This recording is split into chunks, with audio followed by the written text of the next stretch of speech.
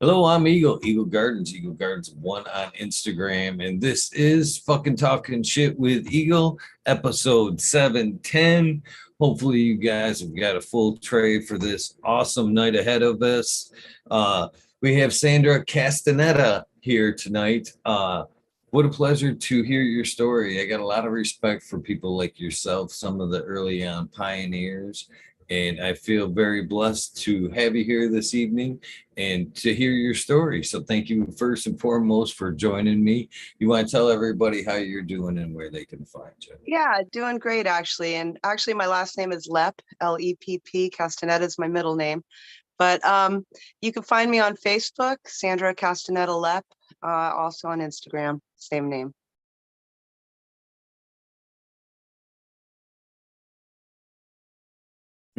Thank you for hanging out. So I know that we were preempting a little bit, or I thought I see you preempting a little bit. What are you smoking on this evening? I actually am smoking on last year's, pretty much the last of last year's. And it's a combination of everything I had that I put into a jar. And it's from the Humboldt Seed Company. And we went to the Emerald Cup, and Ed got some seeds from the Humboldt Seed Company. I grew them out. And this is pretty much the last of everything that I had in a jar. Nice. So I guess I'll get to how it was grown and all that later on. I'm sure Absolutely. we'll get to that part of the story. But first and foremost, I always start this where it should start. When did cannabis enter your life? When did you see cannabis, or when did you consume cannabis for the very first time? Very early on, I would say probably by freshman year of high school, I was already growing it. That would have been 1982. At that point, we were getting stuff from like the indicas and just some really kind of bizarre stuff too, like the Thai sticks and just whatever I could find a seed in, I would just grow. So it was in my parents' backyard, and they finally figured it out. But for a while, it was golden. So did they consume? Did the No, parents consume? that's a whole nother story. My father, I'll tell you the story. So my father was arrested when I was a senior in high school for 3.5 kilos of cocaine. And his crime was conspiracy not to inform the authorities that he knew something was going on. So at an early age, I'd kind of seen what can happen in a raid, and kind of surveillance and tapes and boxes of tapes. And I'd seen it all with my father. So by the time I ended up getting raided, I kind of knew what to expect in a way. So I guess from your first experience with cannabis, I mean, so when did you, how did it actually your use, how did it go from your first time to the next My time? very first time was with a friend on the railroad tracks in South San Francisco, going to junior high school. My second time was freshman year of high school, in a basement with a bunch of friends, listening to Pink Floyd.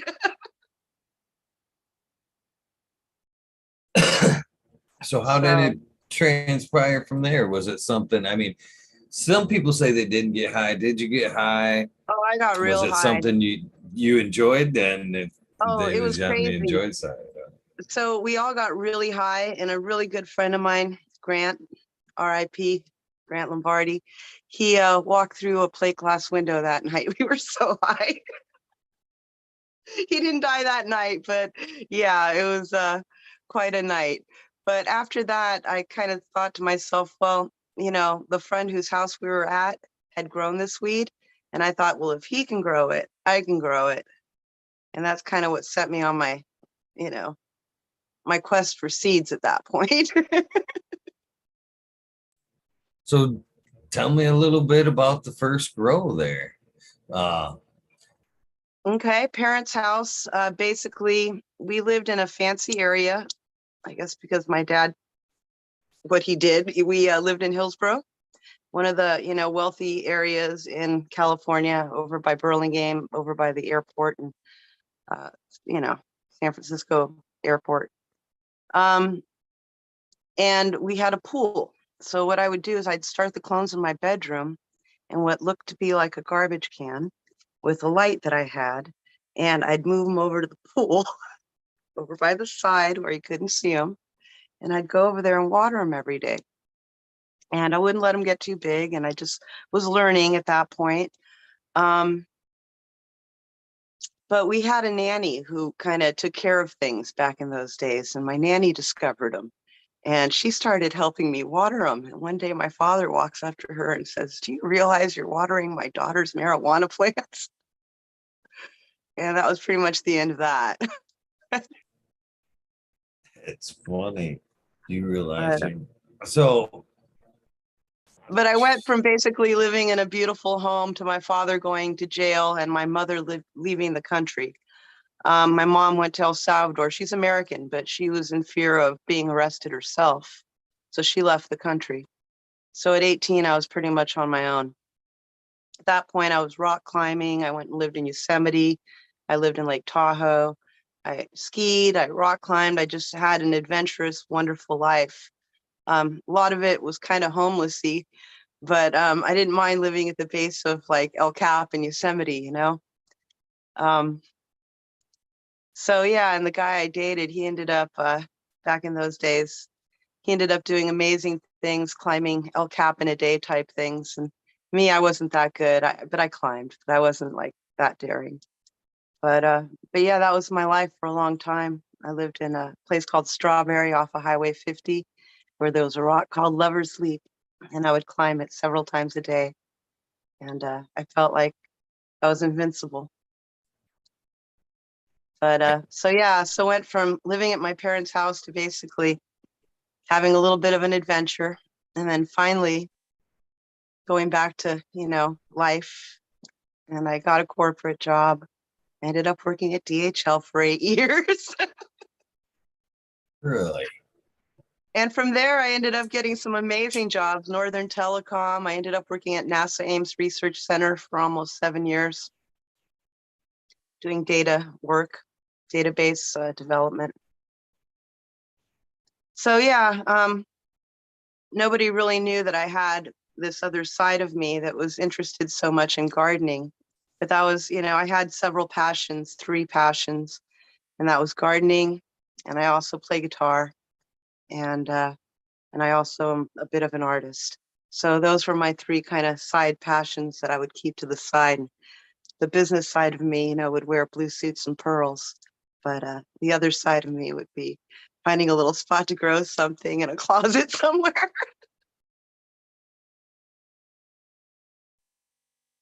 that is pretty awesome. That is pretty awesome. So, cannabis cultivation's safe to say a staple and just never went away once you started. Like, No, I took years off. I got raided in 1997 for being a caregiver for a family member. And I got scared at that point. I quit for a little while. I had a kid. I became a mom.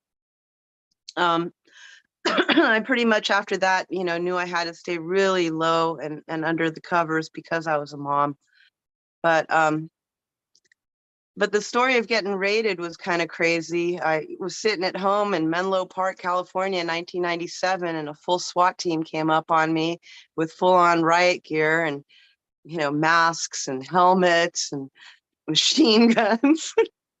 I'm thinking, whoa, what did my neighbor do? And they come up my steps. oh no. So yeah, and I had every single plant labeled medicinally from the basil to the cannabis, and books about medicine and plant medicine on my table. And the cops saw all of that, and I told them that it was medicinal for a family member. And they actually wrote that down in the records. And luckily they did, because eventually in the court case that was able to be used. I was found guilty in the lower courts, and I was looking at 5 to 7 years. And they offered me 2 years of probation, and I denied it because I thought I was innocent. And kind of stupidly, I didn't really think that they would arrest me and put me in jail for 10 years, which now I realize they do. But at the time, I was thinking, no way. It was just, a few plants. There's no way. But it was 8 nice plants, but to them it was like horrible. So after I got busted in the lower courts and they found me guilty, a bunch of people that had been outside petitioning with signs and stuff, those turned out to be people that are in the current cannabis community, the OGs that I had never met. Jack, Eddie, Sonia Miles, a bunch of people that were just like the older folks that were into cannabis. They were outside petitioning and, with signs and stuff for me. And those folks helped my lawyer get Tony Serra on my case. And when the cops saw that and the lawyers saw that, they got scared. And they pretty much, after that, took it to the Superior Court and I ended up winning. But yeah, so. Yeah, that's some scary stuff. That's every grower's nightmare right there. It was. Yeah. Redwood City Women's Correctional Facility. Luckily it wasn't a long visit, but it definitely scared the bejeebies out of me. I can only imagine. Yeah, I mean, it was just definitely not, something I expected.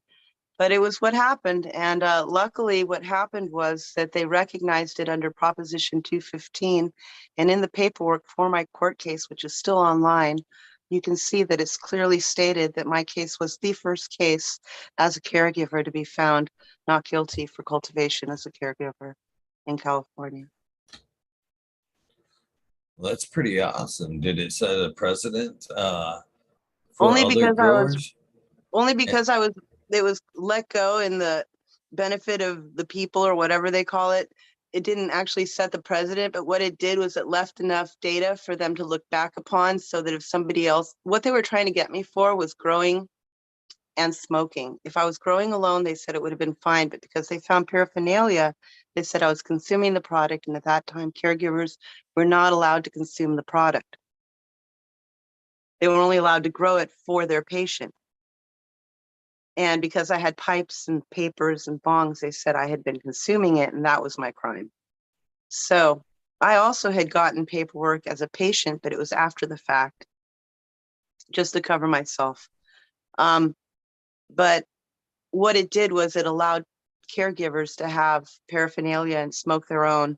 And my case would have been something they could look back upon and said, this person was found innocent of this. So we could look upon this and, it's about as good as it could be, And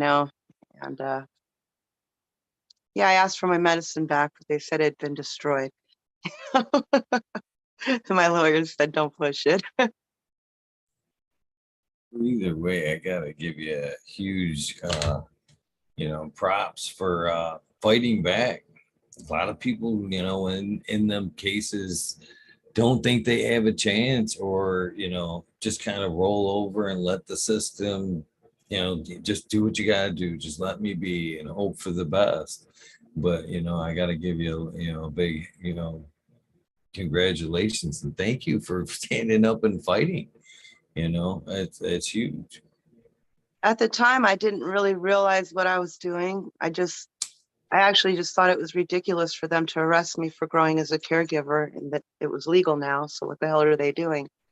And then it sunk in, after fighting it and losing in the lower courts. It just didn't seem real, that they could be doing that. In a way, I almost look back on it and think I was stupid to feel like it wouldn't have happened. And then I see what happened to my husband, Eddie, and he did the time I didn't have to do. So, I thank him for that because I didn't have to do that time. So thanks to people who helped me get a good lawyer and added, a good lawyer to my case, and my whole life would have been different, So luckily that all worked out and I was able to go into corporate America and work in wonderful places like NASA, and have a kid. And Still shows up So on the record, but at the time they didn't have such sophisticated internet. You know, I'm pretty old. yeah, so I got yeah. So how did it affect your corporate work life? Were you still working corporate job at that point? At that point, when I got busted, no. My Alexa just went off for some random reason. That wasn't good. Um, no, at that point in time, I actually hadn't really started working corporate yet. I was pretty much coming back from being in Yosemite and rock climbing. I would think I was doing sign making at the time. There's a bunch of signage on El Camino and San Carlos and Burlingame that I've done. I used to get up on scaffolding and do sign work. But no, I ended up getting a temporary job at DHL, and I really didn't know how to work computers. But what happened was I just faked it. And little by little, I realized I was kind of good at it. So I just practiced typing, like by doing Bob Dylan songs and stuff or whatever, just typing lyrics and stuff and just practicing. And I got kind of good at it. And then I speak multiple languages, so at least, you know, Spanish really well, but I understand other languages as well. So computer code to me just clicked. And it just, things were making sense when I would look at it, where other people would say, how did you see that? You know, and so I realized I could work with code, which I ended up doing for several years with internet technology and writing SQL code and optimizing SQL code. So what brought them to your house? Did they ever tell you what initially brought them to the house? Boy, you just hit the nail on. Yeah. So my neighbor downstairs, he used to grow, but his wife got pregnant, had a baby, and wouldn't let him grow anymore. And I believe he didn't like my roommate. And I believe he was jealous that we were growing. And I would say 90% guarantee that he called the cops on me. Yeah, That's sad. it was, especially because it was someone I knew since high school, like a friend that I'd known since I was probably 15 or something. It's terrible. But yeah, there was another issue though too. I had a little white wolf dog, and she would go when I would go to work and do stuff. She'd sometimes sneak up on the roof to get a little suntan, and I guess one of the neighbors might have complained about that. I lived on the second floor, and I had this big, nice enclosed patio, and it was enclosed all with like shower doors so that you couldn't look in, and that's where I grew. And the dog could sit out there during the day, but she'd figured out a way to sneak out on the roof. So that could have caused a little bit of a problem too.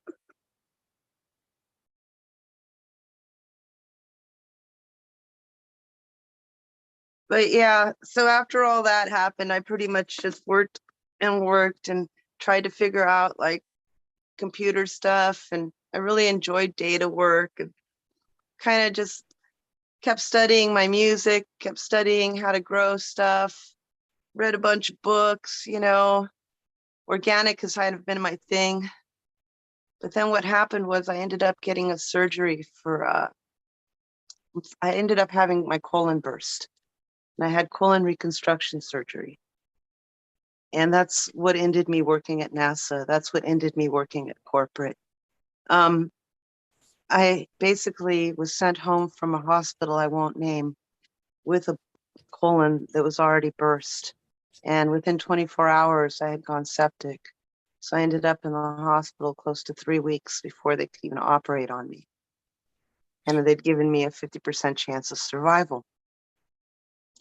So at that point, I had been put on a bunch of pain pills by the doctors.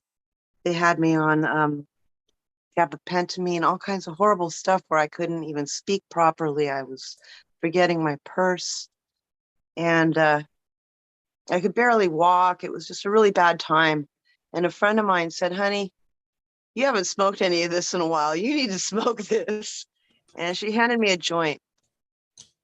And for the first time, I realized what it could do medically, what it could truly do medically. I stopped rocking back and forth. I opened my eyes. I was able to do all the things I wanted to do, speak, check my email a half hour later, eat, a little something. All the things I hadn't been able to do because I had been in this kind of traumatic, medically induced days of pills that they had been giving me after the surgery.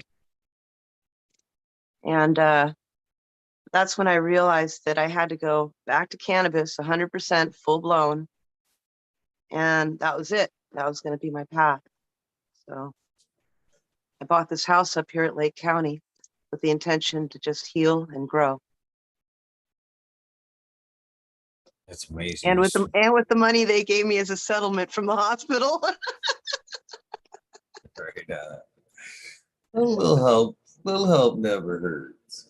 That was my next question was when exactly did it become, or when did you realize that cannabis was a medical thing? Because it sounds like, and correct me if I'm wrong, it sounds like the reality of the medicine was after the caregiver incident, right? So you were kind of already a quasi believer. Excuse me if I'm wrong, but beforehand, and so absolutely. I mean, I'm again assuming it's a holistic medicine had to be a part of the recipe at the end, so you had already had some belief in the healing power of plants, but you may not. I was on so many extent, pills. I was on so many pills from the doctors that I was just laying in bed, rocking back and forth for months, basically, at that point. I had gotten filet-o-fished, basically. They removed a section of my colon, and I was just lucky I didn't have a colostomy bag. So I was in such a bad place that cannabis wasn't even on my mind, the gabapentin fucks you up so much that you can't even hardly make it up the stairs. So, it's like, when she gave me that joint, I just all of a sudden opened my eyes and it was like, everything just clicked into place. The pieces of the puzzle fit. And it was like, now I realize that it's not just, just kind of a medicine. It really does more than I realized it did. I realized it was a medicine, but I didn't realize that it would stop you from rocking and make you be able to eat something and talk okay and do the things you needed to do, I didn't realize it would go to that extent. But once I did, I did make it my mission. And when I was my husband's caregiver, we gave him a lot of FICO. Him and I were going from 1 gram to 2 grams to finally 3 grams a day. And the cancer started shrinking at 3 grams a day. But up to that, it wasn't shrinking. But once we got up to 3 grams a day, it actually did start shrinking. So, it's like you have to believe in it and you have to just keep trying. I think a lot of people try FICO and think it didn't help and quit. But you have to realize how much you need physically, how much resistance do you have to it, Ed could take a lot. So he needed a lot, and he had a lot of cancer going on. So he needed a lot. But, some people would say it's not a medicine. It's not federally, it's not FDA a medicine. I'm not supposed to call it a medicine. But we've documented it at the VA. We documented it with all the doctors that the brain tumors shrunk 75% and the lung cancer shrunk from the size of a postcard to the size of a silver dollar. So it's more than just in my mind. I've seen the results it can do, Unfortunately, everything didn't work out the way I planned, but we tried. We tried. But yeah, I saw what it could do, and it's definitely a medicine, and I challenge anybody to say it's not a medicine because it definitely is.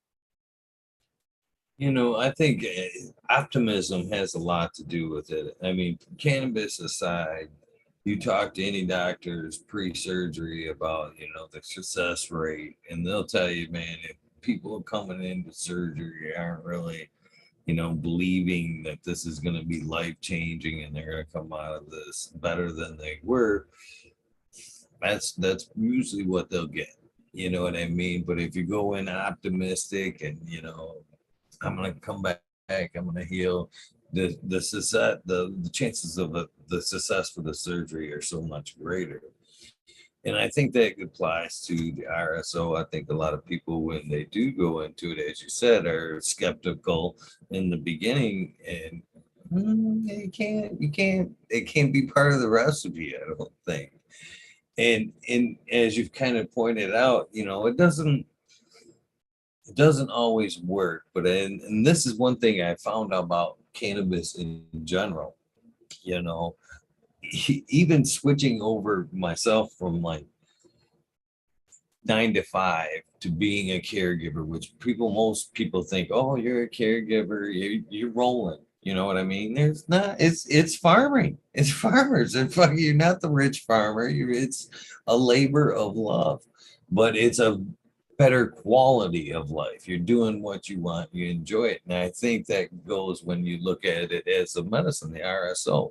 It might not be the answer in the end, but it sure does give you a better quality of life from A to B, I think. And I think I that's agree. I agree. It helps them eat. It helps them sleep.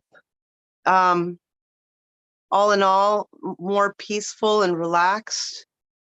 So many benefits I personally have seen from it. But I wouldn't neglect using the cannabis oils as a rub, also the tinctures for seizures.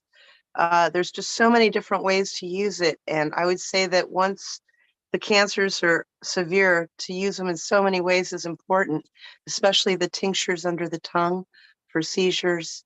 Um, I can't stress how much that, seemed to help in the situations I saw. Um, the RSO also, the consistency factor is an issue. You have to be able to make enough to be consistent. And California laws with Prop 64 has made it so I have to grow in a very small area and 6 plants in a 10 by 10 area is what they want legally in a greenhouse, supposedly. So I'm used to growing giants. So basically what I did was I grew 6 plants in 50-gallon containers this year, uh, under a greenhouse tarp, which is working all right at this point. But most people can't grow enough themselves to create what they need. And it's quite expensive to get enough to cure things if you're going to seriously use it to try to reduce a tumor or whatever. We actually had a lot donated to us because I couldn't grow enough for what we needed. Um, there was a company called Medical Meds. Uh, they were made by VAs and they donated a lot to Ed. Also, a good friend of ours, Bubba Lou, donated a lot. So we've definitely had help. I couldn't create all the medicine that was needed. So this is what I see as an issue, is that people don't realize how much they need.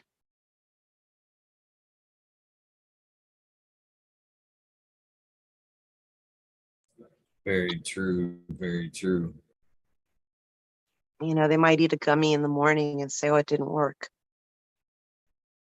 It's a full-on regimen. You have to be consistent about it, rubbing it on the skin via cannabis, coconut oil, perhaps suppositories if you have cancers in the lower area, perhaps, if you have the brain cancer, I would say more of even massages in the head with the oils.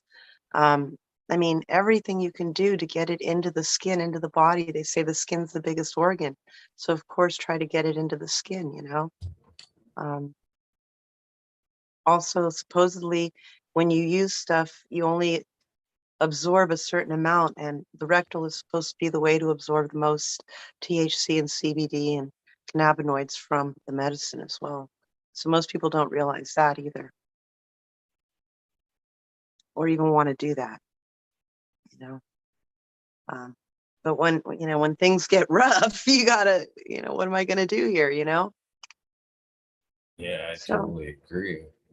yeah, so I'm just saying it's good to be aware of all of that. And what I was going with is consistency and having enough.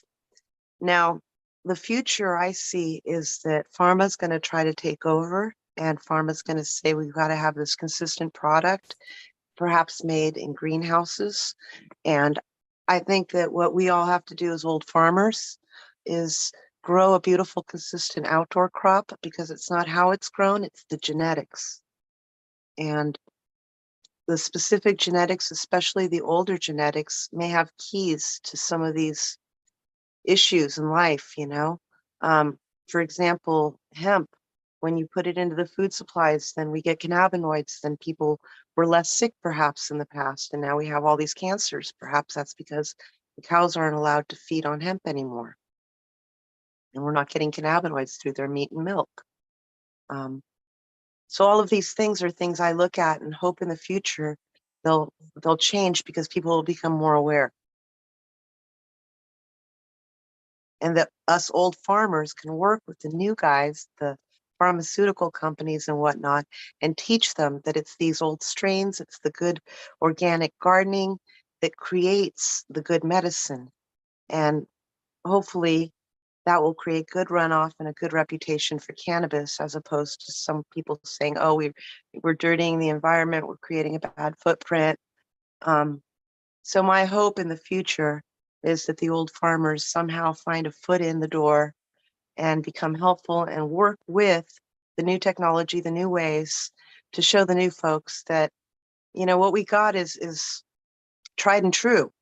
You know, this is the legacy. This is what we've been doing for 30, 40, 50 years. Your new technology is cool, but let's merge these two ideas and it'll be better. So that's what I'm hoping for, instead of the new technology just going askew and ignoring the older folks that have been doing it for so long. So, so many things I want to ask you here. I guess first and foremost, do you see recreate? I have my own kind of forecast of what I see with big pharma coming into play, and I really believe they're the push. And I guess hear me out. I guess entertain me with this a little bit, but I really believe they're the push for the recreational cannabis. So it kind of quiets the true healing power of what is really going on with cannabis. Not only that, is it turns a blind eye, because I've seen it myself as a caregiver patient relationship, and a lot of people is they're like, wow, I no longer need to pull a card. You know what I mean? I can go out and get cannabis just about anywhere. Same 12 plants, you know, it's same. And I'm like, no, it's not same. By pulling a card, you have different rights for one, but there's power in numbers, and backing is unfortunately due with numbers too. And as license diminished, the money for research in cannabis that should be greater and greater for the medical side of things, I think going, no, they was just a ruse. They just wanted to smoke recreational weed. See how the numbers fell? You know what I mean? I think it's really kind of taking the light off medical cannabis. So in fact that, you know, they can make their switch, kind of put some it wasn't really a medicine, and then kind of keep driving the poisons that they've always been pushing on us is kind of Yeah, what. I got two sides on that. And one is that, yes, I agree, we'll make it more just in general accepted. But to what cost, like what you're saying, I agree. But here's the thing. We're going to have to be prepared when Marlboro comes ready. We're going to have, you know, our legacy strains ready. We're going to have them genetically mapped. We're going to have some kind of patents ready. We're going to have to figure out new technology to license our plants. I'm working with people who are looking at NFT technology for licensing strains out. There's so much futuristic stuff that's going to be happening that we just got to stay on it. Now, here's the thing. Marlboro did kind of bring out the general thing, and you are right, it did kind of delete the medical, but here's my reasoning. They did it because medical can't be taxed. Medical cannot be taxed Recreational can be taxed. In California, Prop 64, it was not called legalization. It was called tax and regulate. And that basically opened the door for them to get rid of medical because medical cannot be taxed. So it's actually quite difficult to get your medical discount at a dispensary here in California. You have to not only have your doctor's card, you have to have a state card. And if you're growing, you have to fill out a special form and give it to your local office and have that sent to the state. So there's quite a process if you want to actually be legal. And then you still only get a small amount. You don't get, these huge numbers like we used to in the past. 6 plants, 100 square feet is the California standard, which is really hard for someone who needs medicine in an oil format. So they're basically doing it, I think, to get rid of the tax, or to be able to tax it and to get rid of the non-taxable form of cannabis, which is medical.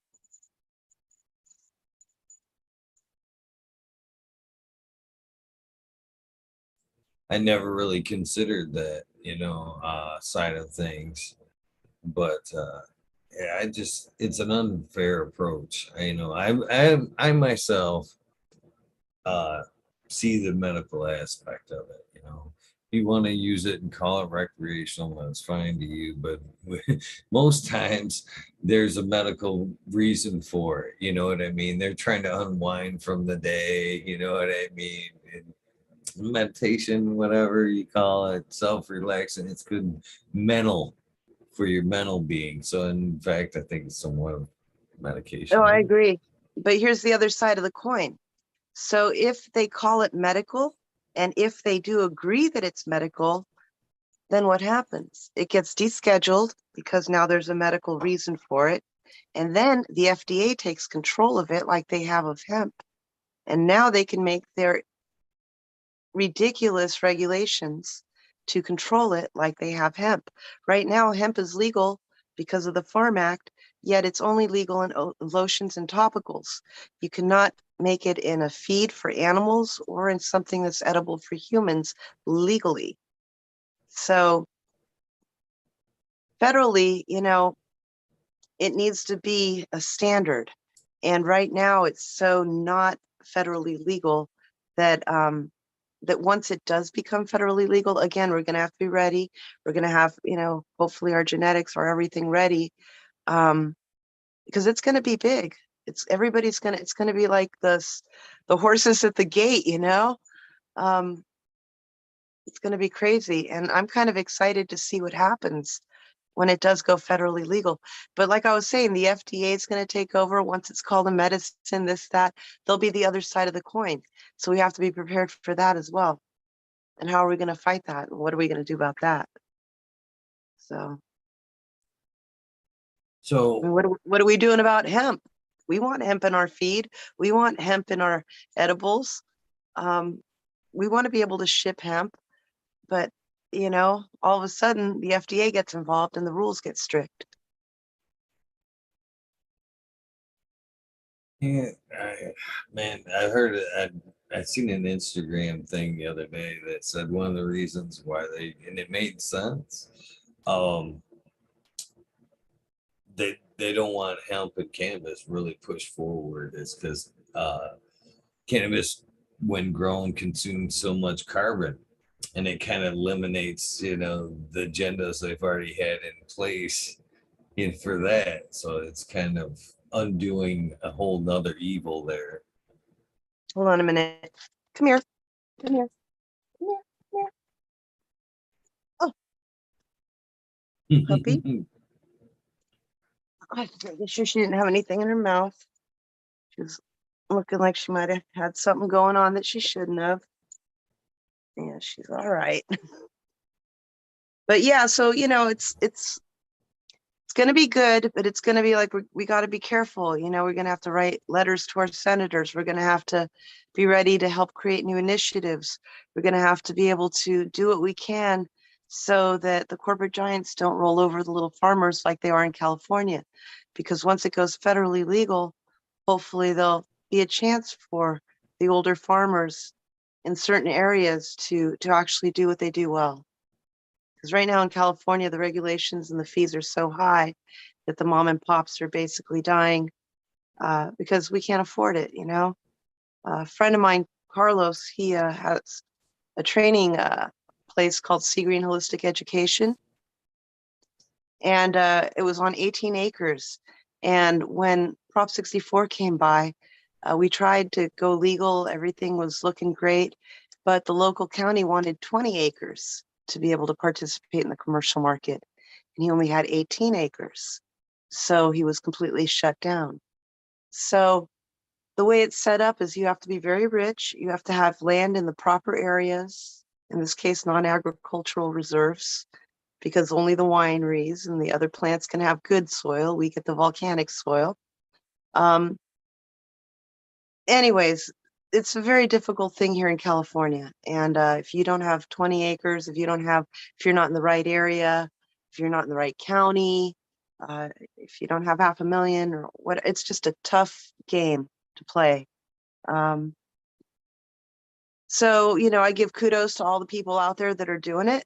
And, I hope someday I may have the gumption to somehow move ahead and do something amazing. But right now I'm just kind of figuring things out myself, and I'm growing my 6 California legal plants, and that keeps me happy for now. So, Ma'am, you are amazing.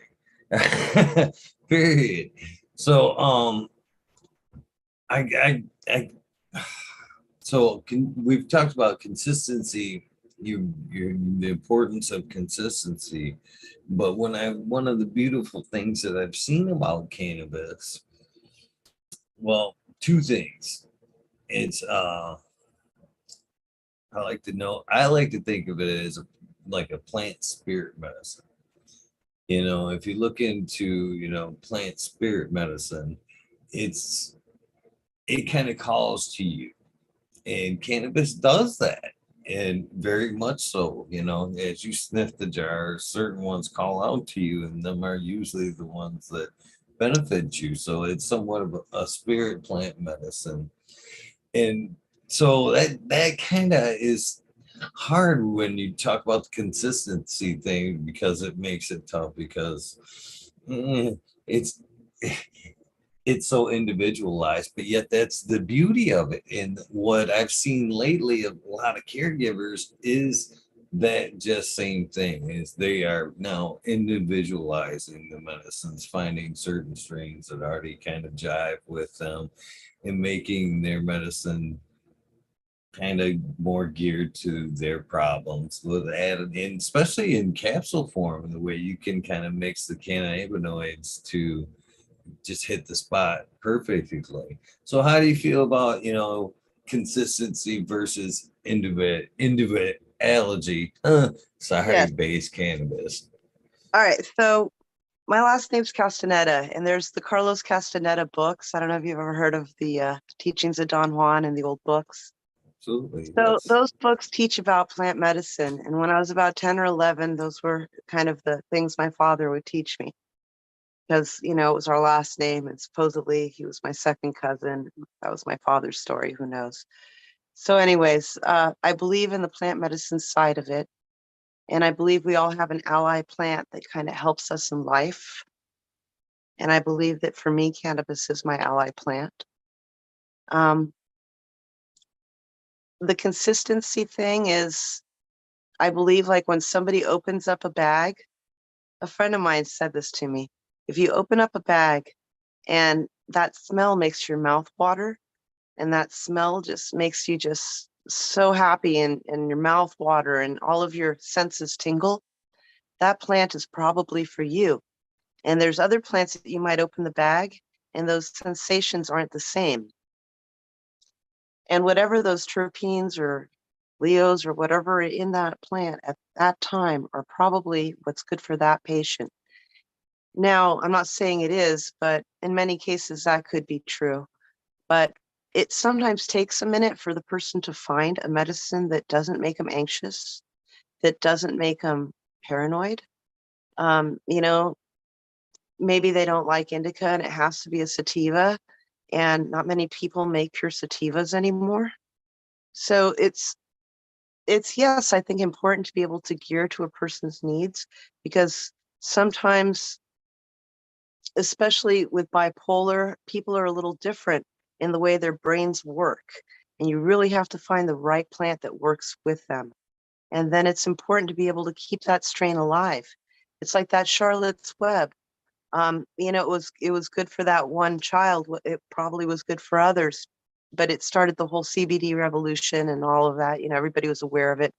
But my point is that that strain is important because it does help for certain situations. And and I think it's important to identify those things scientifically and to run genetic tests, and so that you can see, the papers and say, this is why it's better for this person because it has more of this, and that. And not only go back to the old plant medicine, but also use today's science and then merge those two technologies, kind of like the old farmers and the new tech, you know, because they're both valid.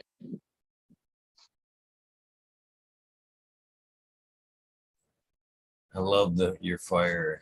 I love the fire you still have in cannabis. I have a lot of respect and thank you for admiration for it. You know what I mean? Both for what you've already done and what you're continuing to do. Thank you. I'm getting old. I figure by the time I'm 60, it might be my last crop, maybe 65. I'm getting close to that 60 soon. Little, mid 50s. So, but yeah, it's been a good ride. So, what has been some of your more memorable crops? I'm sure you've had some. We've all had some, memorable bumper crops. We've had some, But Yeah. what's has it been the place? Has it been the season? Was it the I would strain? say 2015 or 2014, and the strain would have been Ken Estes's Blue Dream. And it was a beautiful year because it was when you could grow outdoors prior to Prop 64. And I have a third of an acre here, and I would grow in these huge, huge pots, and I would get 50-foot wide plants the size of Volkswagens. And my friend Carlos, that's what his class taught people how to do, how to grow huge plants organically, of course. Uh, so it was just a beautiful thing because you could go out there and there was 6 plants, but each plant took up about an entire lot worth of property, which would be like 100 by 50.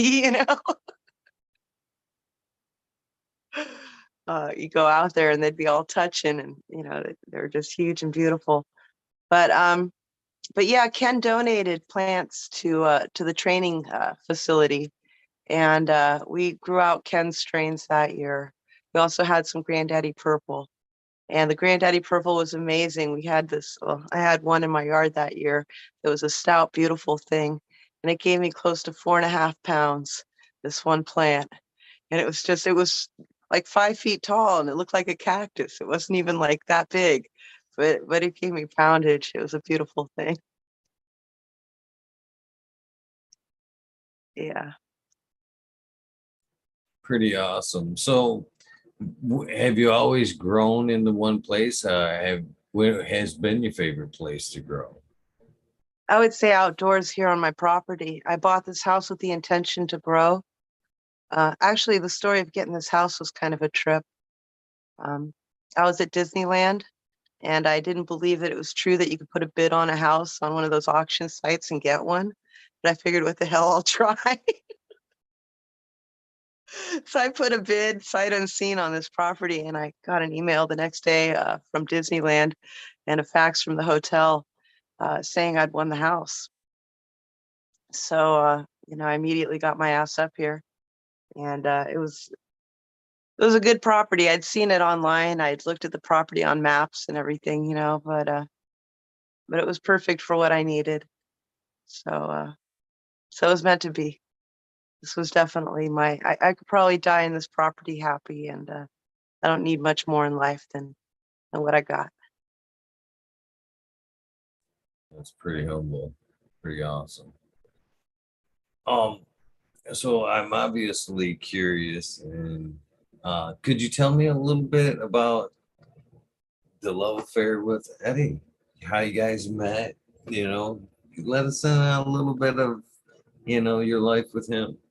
Yeah, that was kind of crazy. They say bad things equal good things sometimes. Um, we'd known each other for a while, not well, but kind of because of my court case, he knew who I was. Um, him and his friends were the ones who got my lawyer in 1997. They're the ones who helped my lawyer figure out Tony Serra.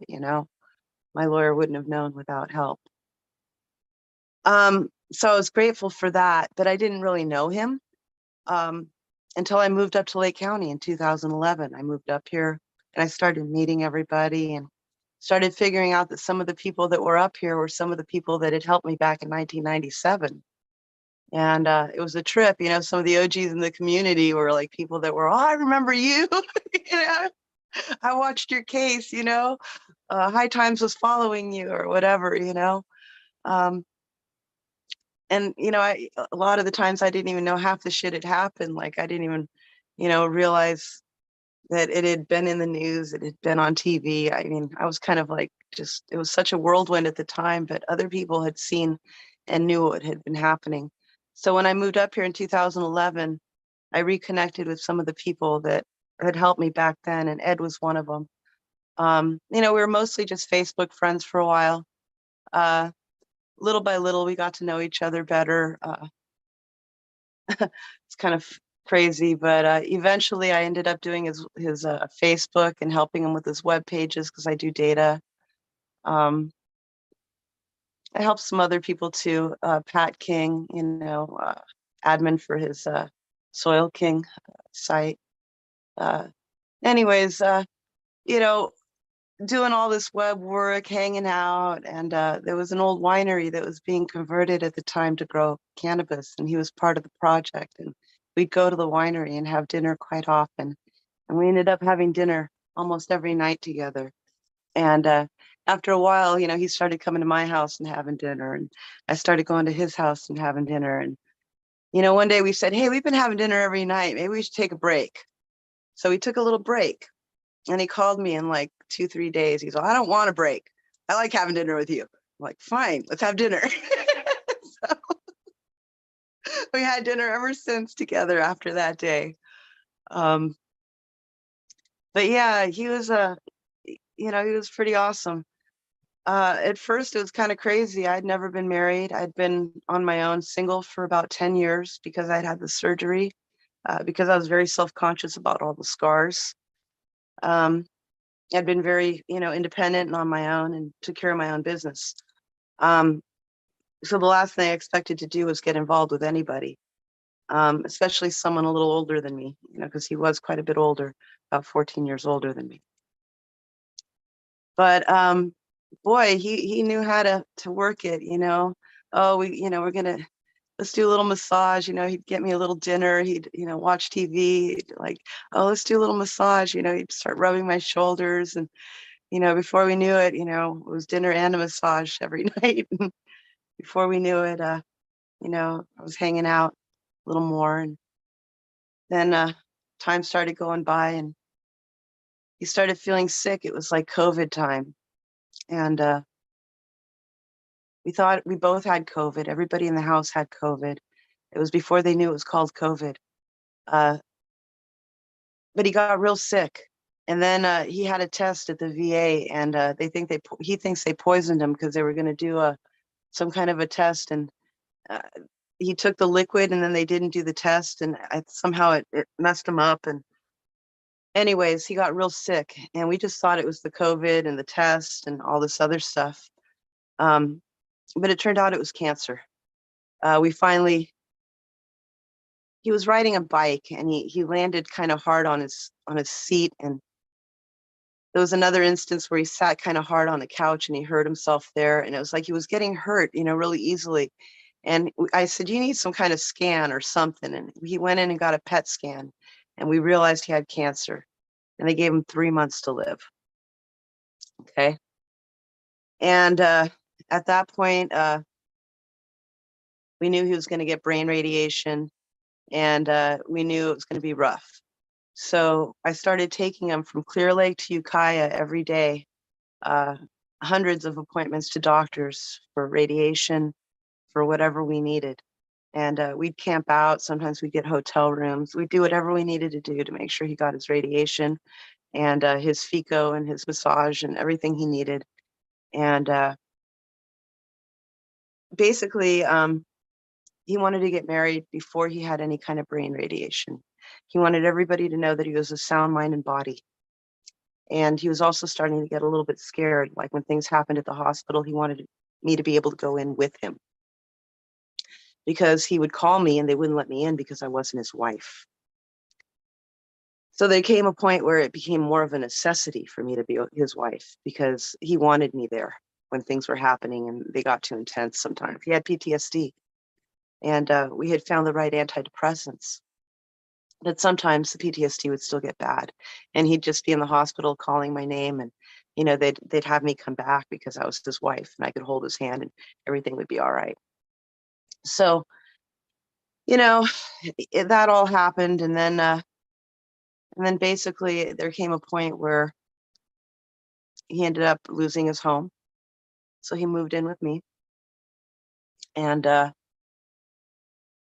I fixed the house as best I could with ramps and everything so that we could do everything we needed to do for everything as it was going. Unfortunately, in the end, everybody came for his birthday. We had a wonderful birthday for him. Everybody got to see him. Unfortunately, after that, his ex-wife's daughter took him to her house for what was supposed to be just a few nights, because she watched him a few nights a week for me sometimes, and we paid her $600 a month to watch him a few nights a week. Apparently she had a power of attorney and she just kept him. She said it was safer at her house than mine. And I pretty much barely saw him after that, and he died at 88 pounds about 2 months later. I mean, I had a plan that if he ever got to 120 pounds, he'd go on a feeding tube, and we already knew everything we needed to do. Unfortunately, he was put on hospice, so no life resuscitation or life-saving measures would be given. So he wasn't given, his fluids. He wasn't given his feeding tube. He wasn't given any of the stuff we had planned on him having if he ever got under 120 pounds. So unfortunately, he died at 88 pounds. And I wasn't near him when that happened, fortunately. So, yeah, unfortunately, I want to mention one other thing that was an issue. The doctors pushed fentanyl, and they pushed it hard. And Ed did try it. And the first time he tried it, it wasn't my house, and it was the lowest dose possible, and it worked horribly. All of his antidepressants didn't work with the fentanyl, and he went into a really bad, like a blackout, and he just kind of, it was bad. So him and I both decided that it wasn't something he wanted to do. And unfortunately, that was something that was given to him instead of cannabis in the end. So, yeah, it's all, it's all what it is. And it's still something I'm still working all out. So, it's been a year now, and I still have a hard time wrapping my brain around it. But I did everything in my power, and I did everything I could. And that's about it. So, yeah. That is 100% a tragic and heartbreaking story. Well, other people sometimes think they could do better than you. And, we had a routine. After 5 o'clock, we'd eat, we'd have his pills, we'd do art. We created a lot of art together. A lot of his art has a little S on it because I helped him with it, either holding glitter or whatever. Because every night, I've kept him happy and alive by doing art every night, and then the back rubs after the art. And then, it was time to eat a snack. We'd have a picnic on the bed. It was like a little routine, and he knew that it was time to eat because it was time for pills. And, he smoked cigarettes his whole life, and I had cut him back to a very, very small amount. And, it was kind of bad, but, I wouldn't let him have cigarettes unless he'd eat. And, it's like it worked. I'm sorry, but he kept his weight up, and, it's like, and I wouldn't give him too many. And he used to smoke a lot, and we'd gotten it down to very, very few a day. So he was trying to quit at the time. You know, it's it was a hard ending. That's all, you know, it was probably the hardest thing I've ever dealt with in my entire life. Definitely. You know, a lot of things got signed that I don't even know if he was aware that he signed. So I'm still trying to figure out everything he signed. Thank you for sharing, by the way. Yeah. Yeah, it was definitely, you know, tough, but that's enough said about that. Ed wanted to carry on and make sure that cannabis was legal for patients. He really didn't care so much about the rec, although he did want to see it legal, not regulated and taxed so much. He wanted to see it legal. So, you know, I'm sorry I even went into that as much as I did. Probably shouldn't have. But anyways, yeah, the main thing is that people need to be able to get good medicine. People need to be able to grow medicine. And, you know, we have to not let the pharmaceuticals stop patients from growing. Patients and pharmaceuticals need to be aware that when they grow a lot, they can either do something to harm the earth or to, you know, be positive. And that's either, you know, grow organically or grow with chemicals. And, you know, if you grow with chemicals, hey, you know, put them up carefully and make sure you don't put them in the soil and whatever. You know, I tried it myself. It worked for a while, but, you know, I went back to organics. Um, it's a tough one, but when I see it on a big level with lots of farms that are coming in that are doing large end grows, I just hope that all of their runoff perhaps could be incentivized with lower fees by if they're doing good runoff, they'll have lower fees to where if their runoff is bad, perhaps their fees would be higher. I wish the standard for cannabis growing was basically good runoff.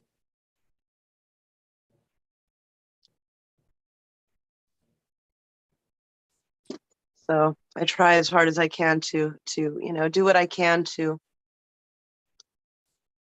help uh, move things forward in a good way. So you know I went to a meeting the other day and I probably spoke up a little louder than I should have, but it's like when I see things that don't seem right or don't seem just, I just don't. I'm kind of one of those people who opens my mouth and says something, and I'd say that sometimes gets me into problems and sometimes puts me into some awesome positions I never expected to be in. So Well, I honestly don't see that to be a bad trait, to be honest with you.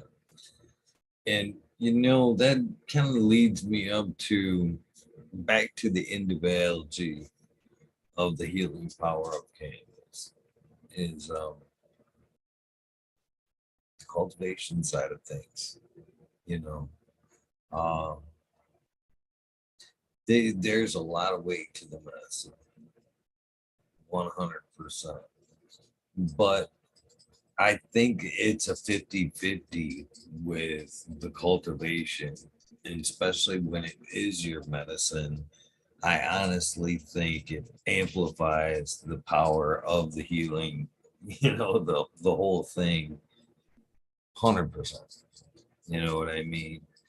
Uh, and I think a lot of people, when they think about cannabis, you know, they don't necessarily bring that into the equation because, especially when you're already sick and you're slowly losing your ability to do things for yourself, well, the that's one thing that I feel is super important is that when patients are allowed to grow, um, for me, getting out of bed was really difficult, but having the knowledge that my cannabis was growing outside and I had to go water it was enough incentive for me to get out of bed. And then I was outside in the sun, and all of a sudden I was outside and I was in the sun. So I think that the huge underestimation is that how much the healing process involves the growing process. Um, being able to put your hands in the soil, being able to see something go from seed to stem to, you know, fruit or bud. Um, I think that alone is empowering, and it's more of a medicine almost than the cannabis itself. Is the act of growing it. Um, and I just don't want that to be underestimated. You know, just some good organic soil and a couple seeds you're busy for half a year tending to something that, if you don't have a partner, if you don't have a cat, now you've got this plant, and she's your baby. She's your girl, you take pictures of her. It's so healing, that I'm more addicted to growing than I am to smoking, although I do smoke, a couple joints a day. I do admit that. I probably used to take bong hits, but now I've just kind of gotten it down to a few joints a day. And I don't like the dirty bong thing. So ended up always getting dirty bongs. But yeah, that's about it. I don't really, know too much more about all of that. It's just trying to push the organics and trying to, let people know that if they're doing it large scale, try to do good, don't do bad, And then, definitely patience, rights is super important. I agree that bringing it to the recreational kind of diminishes patience and is worrisome because patients aren't getting their tax-free cannabis. A lot of dispensaries do make it difficult to get that exemption. So, yeah.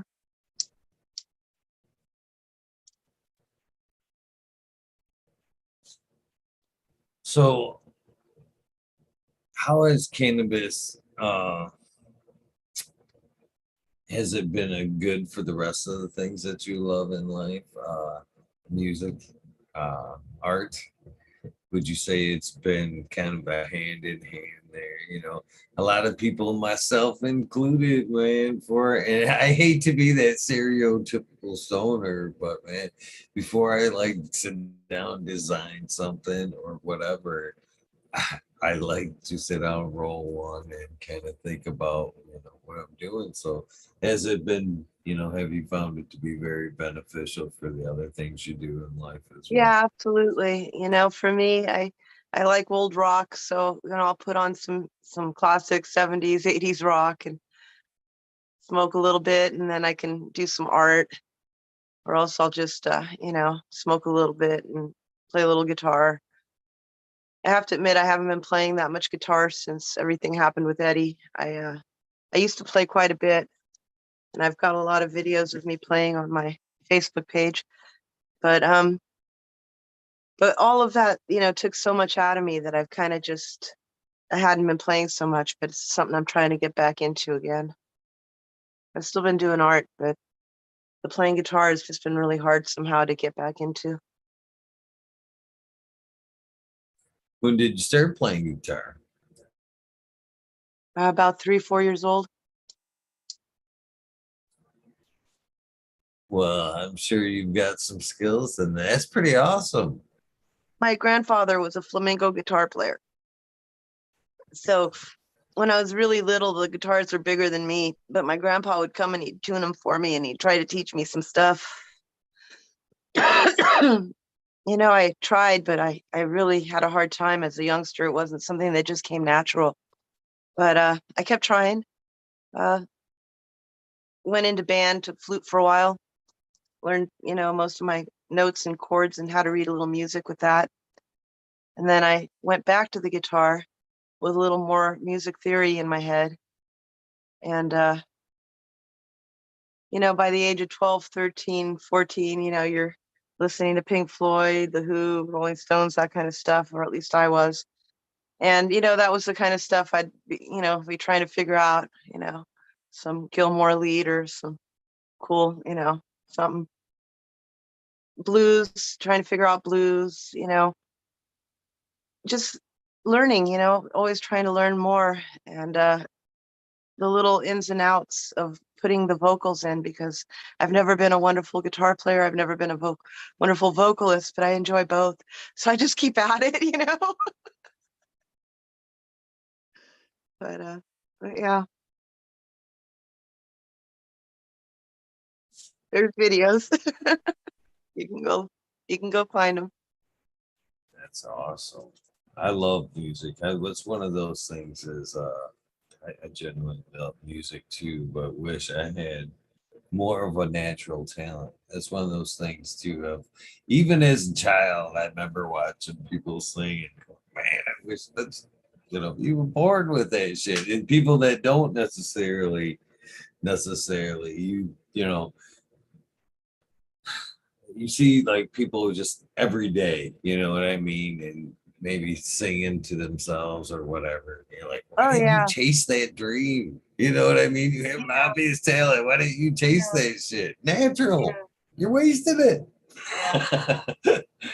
I mean, I can play a little bit, but it's I see other people that are young and I see how amazing they are, and I'm like, boy, I should really be a lot better for as long as I've been playing.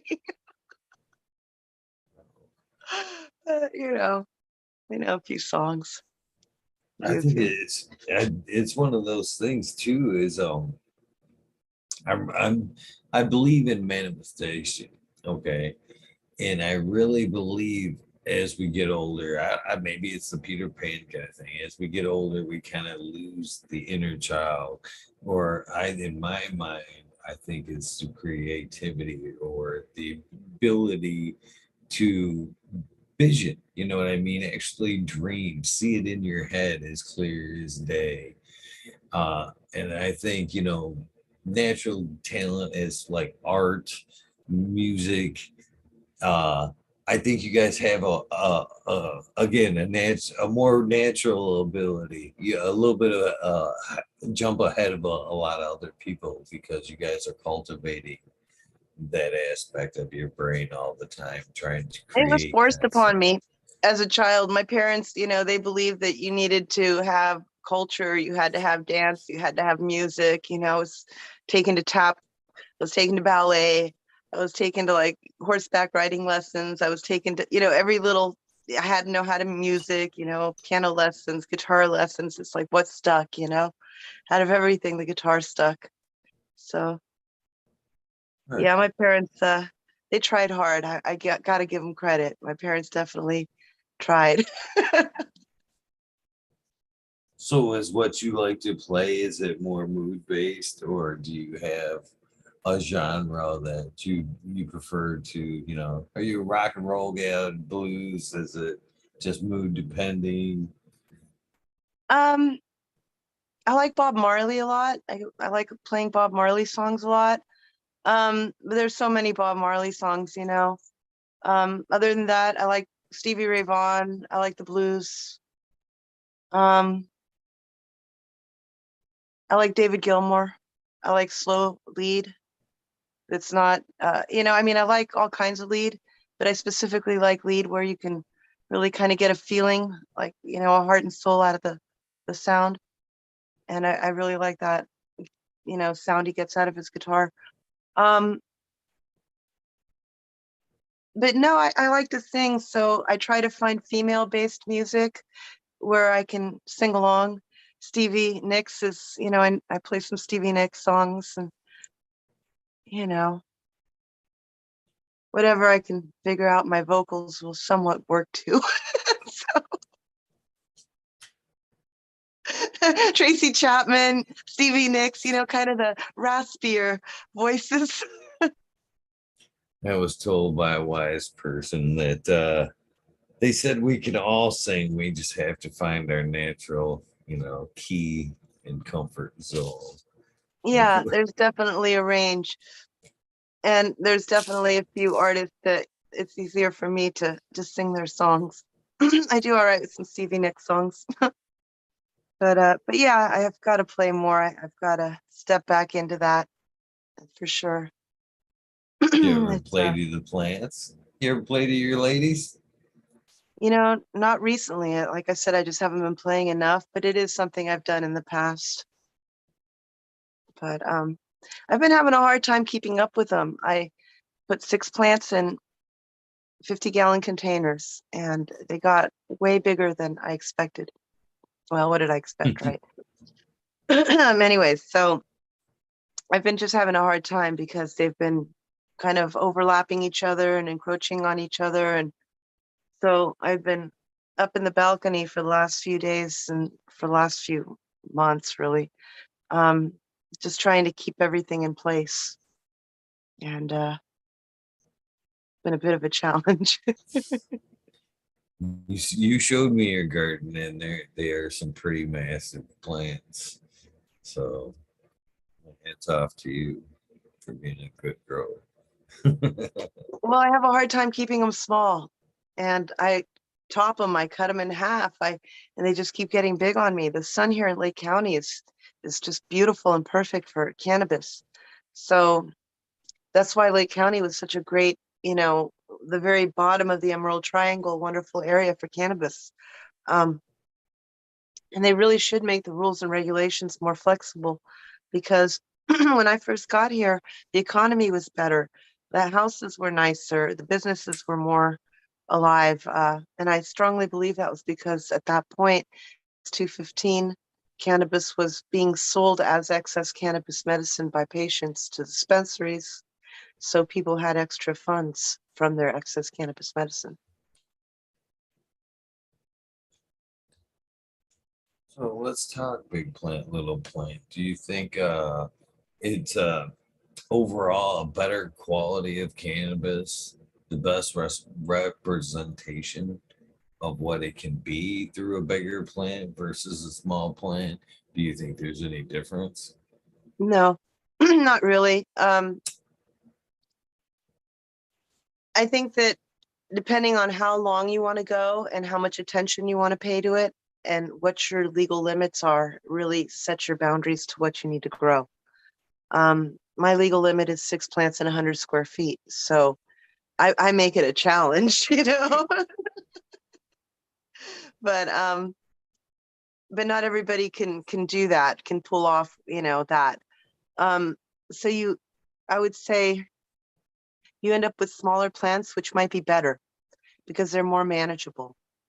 You might end up with a smaller crop, but you'll have less bugs, you'll have less yellow leaves, you'll have just an easier grow because you can stay literally on top of it and look down upon your plants and make sure everything's clean. To where if you have, a full canopy of everything crowding, you might get, a little powdery mildew, a little, spider mite damage in a corner where you didn't notice it because everything's so in there, which is, you know, where my challenges begin. So, yeah. Good advice. Good advice for sure. So grow for the space you have. I like that. I like that. I've always kind of pushed the bigger plants myself because here in Michigan, we're not necessarily limited by space, we're limited by numbers. Yep. And, so if we're limited by numbers, why not have the bigger Yeah. plants as we can? That's what we were under 215. We could have 6 big ones and 6 clones. So that was wonderful because I could grow my 6 giants and have my 6 clones and keep my strains, and be legal. But the new Proposition 64 made it more difficult because it used to be 6 adults and 6 small plants per patient. Now it's 6 plants per house. So, yeah, more Is difficult. that medical? If you can't stack, is that a no stack deal? Well, what happens is the medical gets ignored and they just don't even make regulations for medical grows, and you all fall into the recreational grow city and local ordinances. And they don't even acknowledge medical. But there is a form you can fill out and submit to your county office that does declare you a legal patient. And Gerald Cotton has the form on his website. You can find it on some of those websites. I forget what it is. Something like I'll have to send you the link. But there's a form you fill out that says you're a patient, and you have your doctor sign it, and you send that in to the state. But you can't send it to the state. You have to send it to a local office, and the local office sends it to the state. And that's the only way you're really recognized as a patient, which most people don't realize that in California. Well, that's good news. I'm glad you put that out there because if Yeah. there's a way around it, people need to know. Yeah, there's a way around it, but not very many people know. That's exactly the message right there. See, here in Michigan, we were lucky. We were able to, we when recreational came to play, we were able to have 12 plants per household, and they didn't interfere. That 12 didn't interfere with your medical. They just couldn't be in the same area. But in the same aspect, man, as a caregiver and somebody that, cannabis has been a backbone of my life for many, many reasons. It's generational. It's been there for me for, mental stability, I'd say at a lot of points of my life. It's been it's put food on the table at some points in my life. It's helped me, you know, find and help people save their lives through the medical side of cannabis. And I'm be the first one to say I didn't understand that until later on. You know what I mean? But it's always been there. I So, thought I understood it until it happened to me. Then I really understood it for the first time. but it was a slap in the face when I became a caregiver and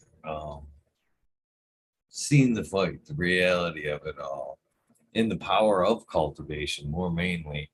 Even as a caregiver, I really suggest if you're a patient and cannabis is your medicine, if you're able to do it yourself. You know what I Absolutely. mean? It's nice to have it as medicine, and it's nice for somebody to take care of it for you and provide it for you.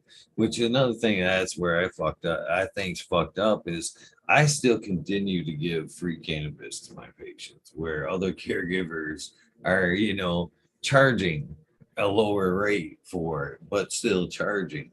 You know what I mean? When come on, it's you know ethically it's you should be giving to it.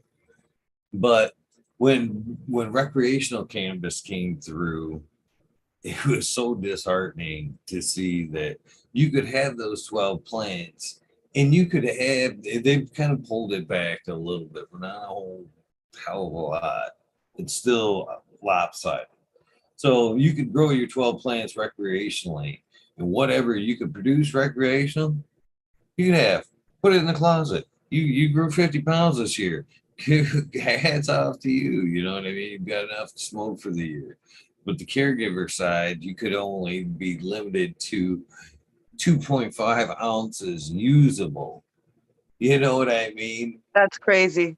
And have 72, like say you could have 12 plants per patient, so you could have 72 plants, but at Right. any one time only be able to legally have 15 ounces.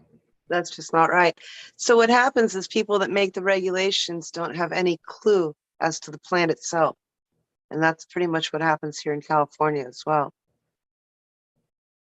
Which again, I encourage the old timers like myself to try to step in there and help make regulations that are a little bit more in line to the seasons, to the crops, to the harvest, as opposed to just the corporate models. Why do you think, as California, the pioneer of medical cannabis, why they still struggle today? You know what I mean? As far as legislation and everything else, to get it right, it almost seems like they're going backwards over there. They did. Unfortunately, Proposition 64 was called legalization, but it was in fact tax and regulation. And by opening the door to taxation and regulation, there was opening the door to overburdensome regulation and overburdensome taxation, which is what happened. So local ordinances became pretty much the Wild West. Any different county could set up their own ordinances. One county could say you need 10 acres, the next county could say you need 20 acres to do this. So a lot of the traditional old farmers were just weeded out because they didn't have the correct land requirement, or their land wasn't in the correct zoning for the new laws. The new local laws that were recently made up that didn't include the old farmers. So I think it was done by plan myself. It's easier to tax 3 or 4 companies than to tax 3,000 companies. So do you really want 3,000 people growing in your garden? Or do you want 3 Marlboros just destroying the land? Well, to them, it's easier to tax off the 3 Marlboros or whoever, which is what it becomes, because as the money gets higher and higher for regulations, even the people that are trying to get regulated, it might take them 3 years to get a permit. By that time, they've lost $500,000, $1 million, several million, just waiting for their permits while they've had non-operational standards, or their farms were labeled non-operational. So to wait that long for a permit, it's because the regulators here at the Cannabis Control Office basically don't have a good system, and they take too long, and they've got a backup. And for that reason, it could take years to get a permit. The larger corporations, they can afford to lose the money and wait, or even the first few years of loss when the market's down, but the smaller folks can't. So it's quite a situation right now in California.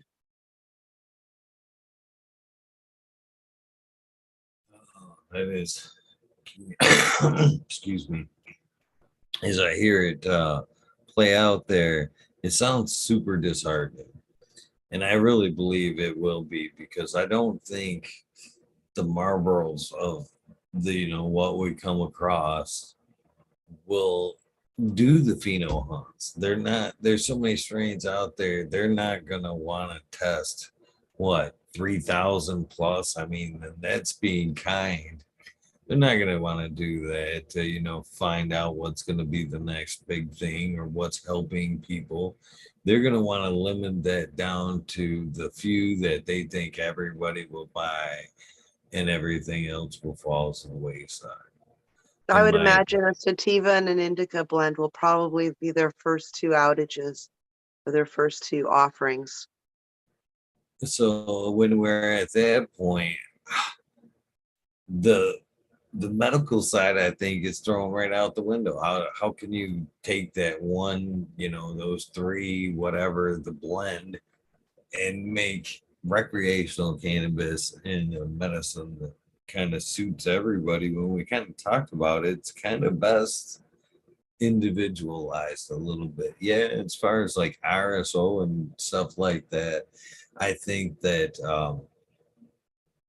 consistency is very key, as you mentioned. Yeah, But but I the think problem is the at the consistency can't come from crap. The consistency has to come from something good, a good genetic, a good clean grow, a consistent genetic and consistent grow, which can come from sun-grown organic. I agree with that 100%. I guess what I'm trying to say is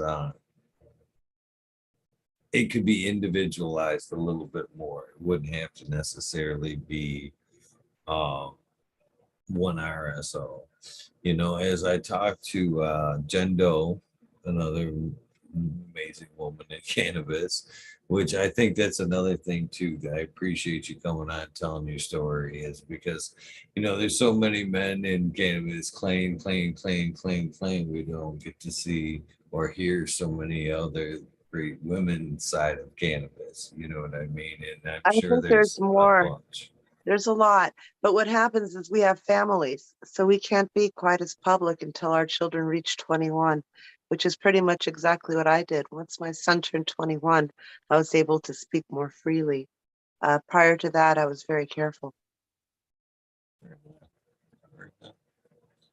Well, I hope we hear more and more of those stories. But what I learned from talking with her and a lot of other great people is intention. You know, as we kind of talked about earlier, things can be, especially with RSO, you know, the cannabinoids could be aged a little bit further along the line. So it's a little heavier in the end or earlier phasing, depending on what the patient needs. But like you said, I believe consistency in the multiple recipes will be key. But I think there can be a variation in the Oh, oils. absolutely variation, but within those variations, consistencies for those variations. Um, and what I mean by that is that once, let's say that there's a FICO that somebody can take that, let's say, is made with Blue Dream, for example, that you can consistently get that same profile every time in that dosage that you know is what it is. And that's the future.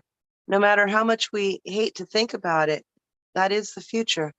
And people, I think, that don't necessarily want to smoke it will prefer things like a pill. And it's not our way, it's not what we're used to. But the FICO, I believe, works. And I don't care how people use cannabis as long as they use it. And I'm hoping within my lifetime that it'll be found to be the cure for cancer, is what I hope for. Oh, my lighter's dead. But yeah, that's what I'm hoping for. I think we're well on that path. I think the recreational side of things run to kind of push that back. It's too much money in, you know, remedies. And that's the sad thing about it, you know.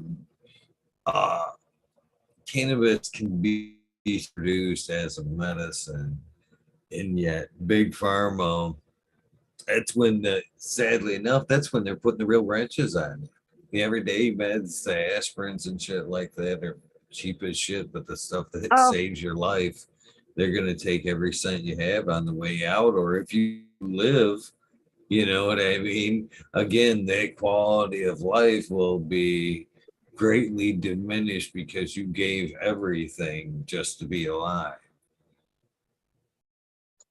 I'm just hoping that cannabis is more regulated so that people, or not even regulated, just decriminalized, so that people could use it more. And then more research could be done so that, you know, the real information can start to surface. We're so far behind. Israel, for example, has way more information. They've been using it to get rid of tumors inside of breast cancers and whatnot, where we haven't even started our research when it comes to that. So, like, the time is way past. Definitely time to do this. But nothing will happen until legal federalization.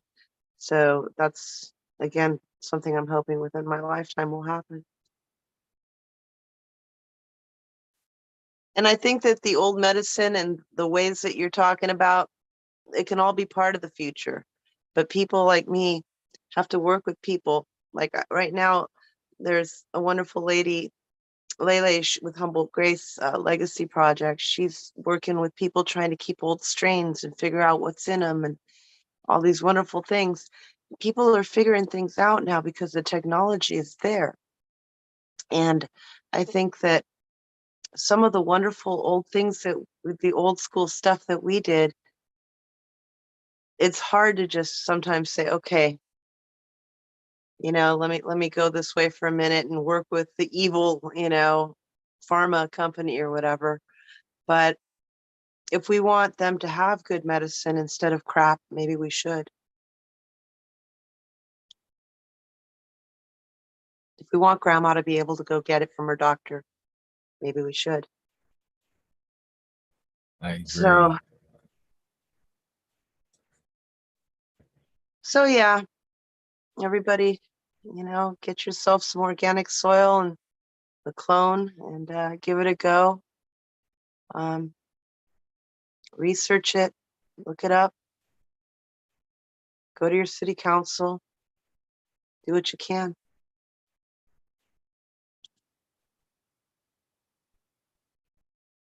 Right on. Right on. Yes, I definitely believe everybody. So, has it always been organics for you? How many different ways have you went through the gauntlet of Yeah, I went through uh the gauntlet. So when I grew at home, basically, my Nana had a rose garden and I knew nothing but her organic ways. So that was fine. When I got to Lake County, when I was older and basically came up here, people were doing 99 plants and they were doing them in rooms and different houses. And everybody had 99 plants. And it was just the thing that everybody was doing. Okay. Because yes, 215 was legal. And yes, it had loopholes and people found the loopholes. And there was a 99 plant before federal. So people were doing 99 plants and they were doing it inside. So when I got here in Lake County, I really started learning about what people were doing indoor because I was helping a friend out who had gotten spider mites. And I went in there and showed them how to spray and things to use and try to push organics. And they're like, no, this is what we use. And they're like trying to bomb the room. And I'm telling them it's not going to taste right, but doing what I could. But yes, they had their ways of doing stuff. So because I was helping them, I had to use their ways. I know how to use blue pens. I know how to do ppm. I know how to figure out parts per million and what needs to be done if I'm doing a non-organic grow. But I'd prefer not to because then people throw away their soil. You can reuse an organic soil by regenerating it. And then you don't have wastefulness to where people that that I saw were growing indoors would literally throw out their soil after a grow and go buy new soil next season or next grow, which I just couldn't even. I was begging everybody for their old soil so I could regenerate it later. I'm like, I'll take that. I'll take that. Give me those. So yeah, my whole lower garden where I have vegetables, people's old soil from old grows back in the days. But I learned how to do all that because I helped manage some friends of mine's grow when they'd leave on vacation or whatever. For a few days I'd go and I'd take care of their stuff. And then one day my friend Joe, his girlfriend ended up using his credit card and leaving him broke and he couldn't pay PG&E and his lights went out. So he's like, I don't know what to do. Can we move him over to your house? So before you knew it, my shed was set up with lighting technology, fans and whatnot. And I was submerged into the world of grow indoor using non-organics. And I learned it all. Um, and I got to say, it worked and you get some good, nice bud, but the taste wasn't the same. But it's all right, you know. But you can't reuse the soil. You have to spend a lot of money on the chemicals. Um, the runoff is so toxic, it leaves rings around everything. Um, I don't know. It just seems easier to grow organic for me. Um, I spend hardly zero on my nutrients. I make a lot of my own stuff. So I don't know. I think people make it like it's too big of a deal. And then they start looking at their meters, they start taking notes, and they have an everyday ppm measure, their water temperature, this and that. When I've grown indoors and I've replicated indoor. And I found that it could be done and it could be done pretty well. So, to each his own. I don't say don't do it, but I just say think about it. Again, you could do good, you could do bad. You could throw away your soil, you could keep your soil. Up to you. I dig it myself. I dig it. I appreciate the more technical side of cannabis 100%. But again, I think just like you said, I think at some point they're trying to complicate a very simple thing. I think the hardest part about growing is keeping it bug free. And most people think that the hardest thing is the ppms, the this, the watering, the that, when honestly, just let it dry up a little, water the shit, and it'll be fine. Just don't overwater it, don't underwater it. Just keep an eye on it and don't forget about it. Feed the girl, give her something, uh, good friend of mine, Patrick King, he introduced me to Mr. B's green trees, and I do use that. It's a good organic, easy to apply food. In the beginning, I use things that are simple, sometimes chicken, just chicken manure or just whatever. Um, just whatever I have, that's handy. But I do use Patrick's soil, Soil King soil, um, because I kind of help him out a little bit. He's always been kind and helped me out with some soil. So truly a good guy and great soil. So if you want to try organics, yeah, give it a go. Uh, Pretty much you could only use water if you don't have food. That soil will get you through a whole grow pretty much, even without adding nutrients or so. You do want to add stuff in the end, but I'm just saying, if you're a new person to growing, you've never tried it before, just a good organic soil will pretty much get you through with straight up water if your water is decent. You can check your water at the beginning, but yeah. So I guess a good question would be is how have you been able to grow the big plants? Do you have any advice for that? Is it in plant training? Is it just necessarily sun and environment outdoors being able to produce a big plant? Do you top? Are you pulling them down? How are you getting these monster plants Start outdoors? early. Just start early and start indoors under the lights, and then don't bring them outside until June when the moon is full. You can start in February, right after, right around Valentine's Day is when I usually sprout my seeds. Do you think Yeah. that has a lot to do with it too, the seed versus clone? Is there Seeds any will get you difference a there? stronger plant. Clones will get you a weaker plant. The seeds, the way that the roots grow, you get a hardier root going down the middle that shoots down with a seed, as opposed to more of a netting, networky type of structure when you get a clone. So um, they both are good. They both grow great. Um, but I would say it's maybe a little bit hardier when you grow from seed, maybe a little bit more bug resistant. I I 100% agree. 100% agree. It's funny you were talking about that kind of relationship you have with the plant earlier on. I've kind of joked around about that as well as when you start those seeds, uh, versus clones. I have 100% found myself. Now, I've always not wanted to take in clones for multiple reasons, but when I have, that strain could be 100% fire, but I just don't have the love for it for the as I do the seeds that I pop and have chosen. It's always like it's good. But these I've ones, got more seeds than I I wish I could pop all the seeds I have, but because of the rules, I have to be good, and it's okay. So what I've got right now is Black Heart clones, and then a friend of mine gave me a 396 skunk that I'm growing. So I heard Black Heart went out of business, so luckily we saved some clones. There's a Fresh Air that I'm growing that just looks amazing. Other than that, that pre 96 skunk is just beautiful. Um, there's also a guava nectar out there that I'm growing. That it's a guava kush, guava guava kush.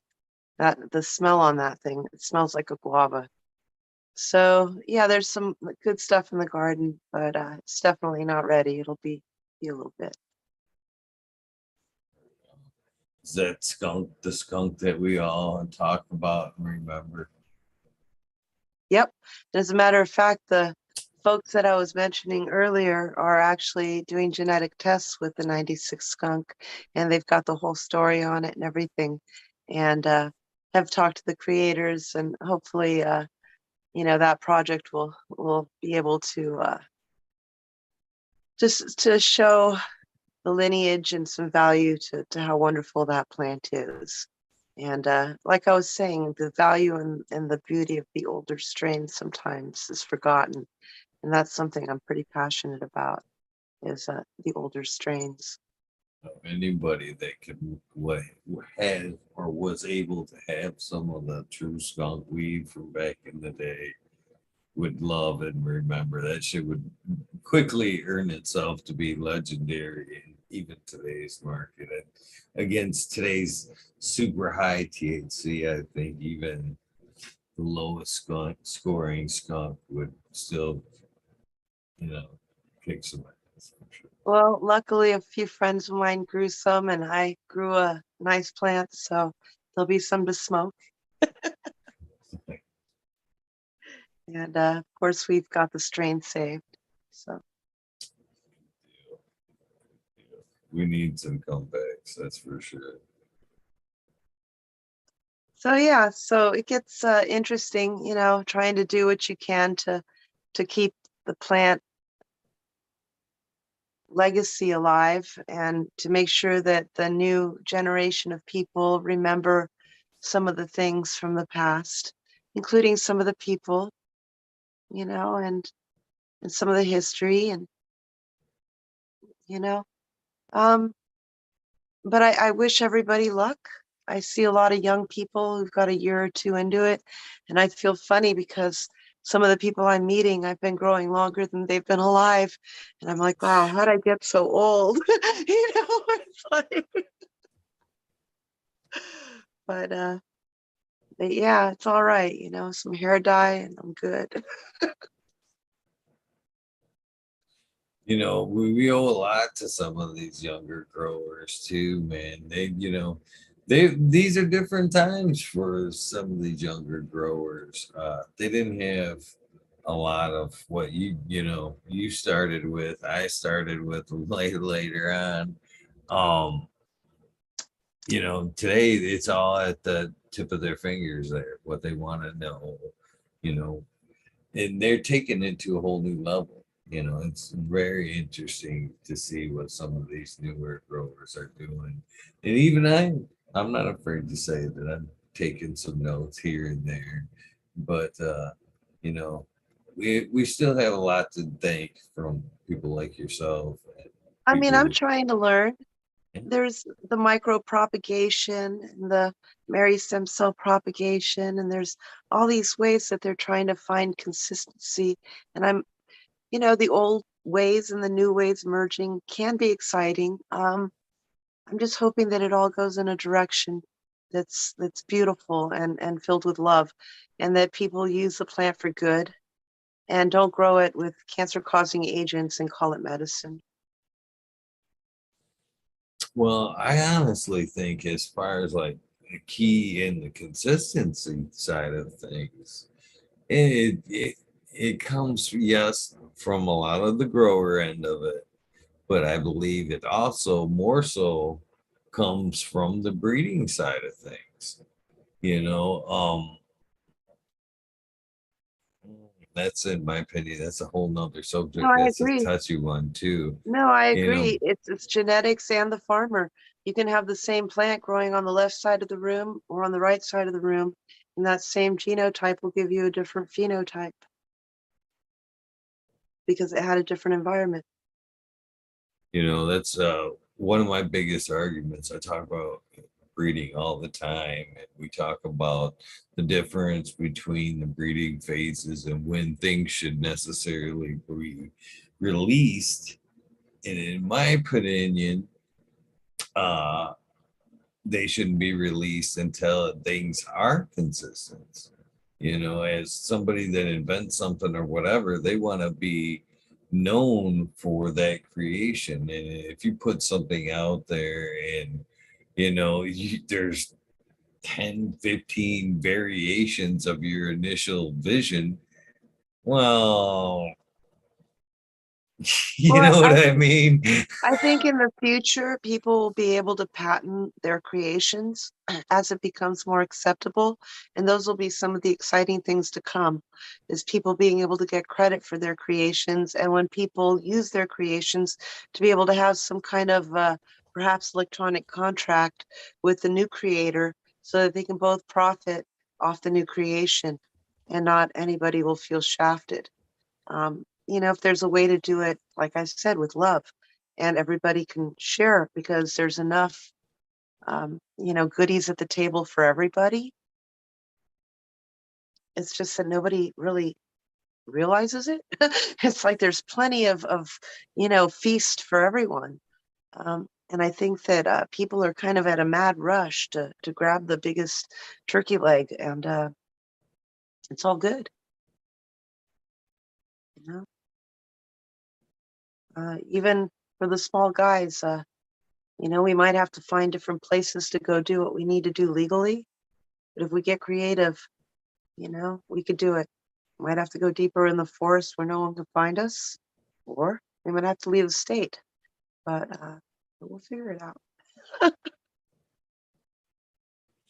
Outside of cannabis, do you think plant medicine is getting more and more credibility? I think the FDA tries to stomp it out, and it's very watched. You can't even post something like cannabis cures on a Facebook post, or they'll, tag it as misinformation.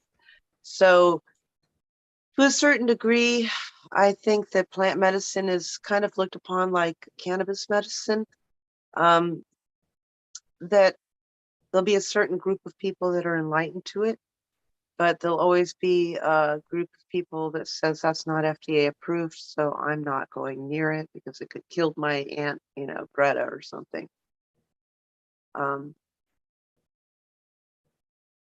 until it's fully approved, until they recognize it, and then there's that two-sided coin. Once it's recognized, they'll want to take control. So I think it has to be done with good people and good love.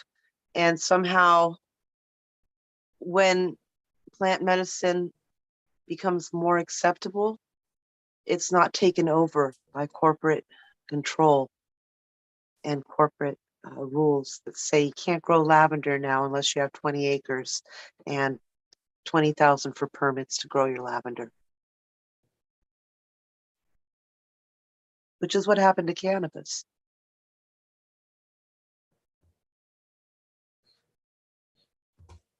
I think, and I didn't really necessarily think of this outlook until lately. But I think it's a numbers game. 100% think it's a numbers game. Is to the powers that be aren't stupid. Big pharma isn't stupid. And I think they know how to forecast the market better than we ever will understand. You know what I mean? Is the small guys. And I believe they've let this play out just the way they wanted to play out. Medical markets, state by state, finding its highs and lows, and them investing in it state by state, and then repeating the process with recreational, you know what I mean? Versus, and then one more time yet with recreational weed, coast to coast, because I think they know if they were to just tomorrow go all 50 states legal, they'd watch a price rise and fall, and then they'd have to find some other way of means to, bring another spike into it, maybe, ups Oh, and it's downs falling like hard they in do. California. Pardon me?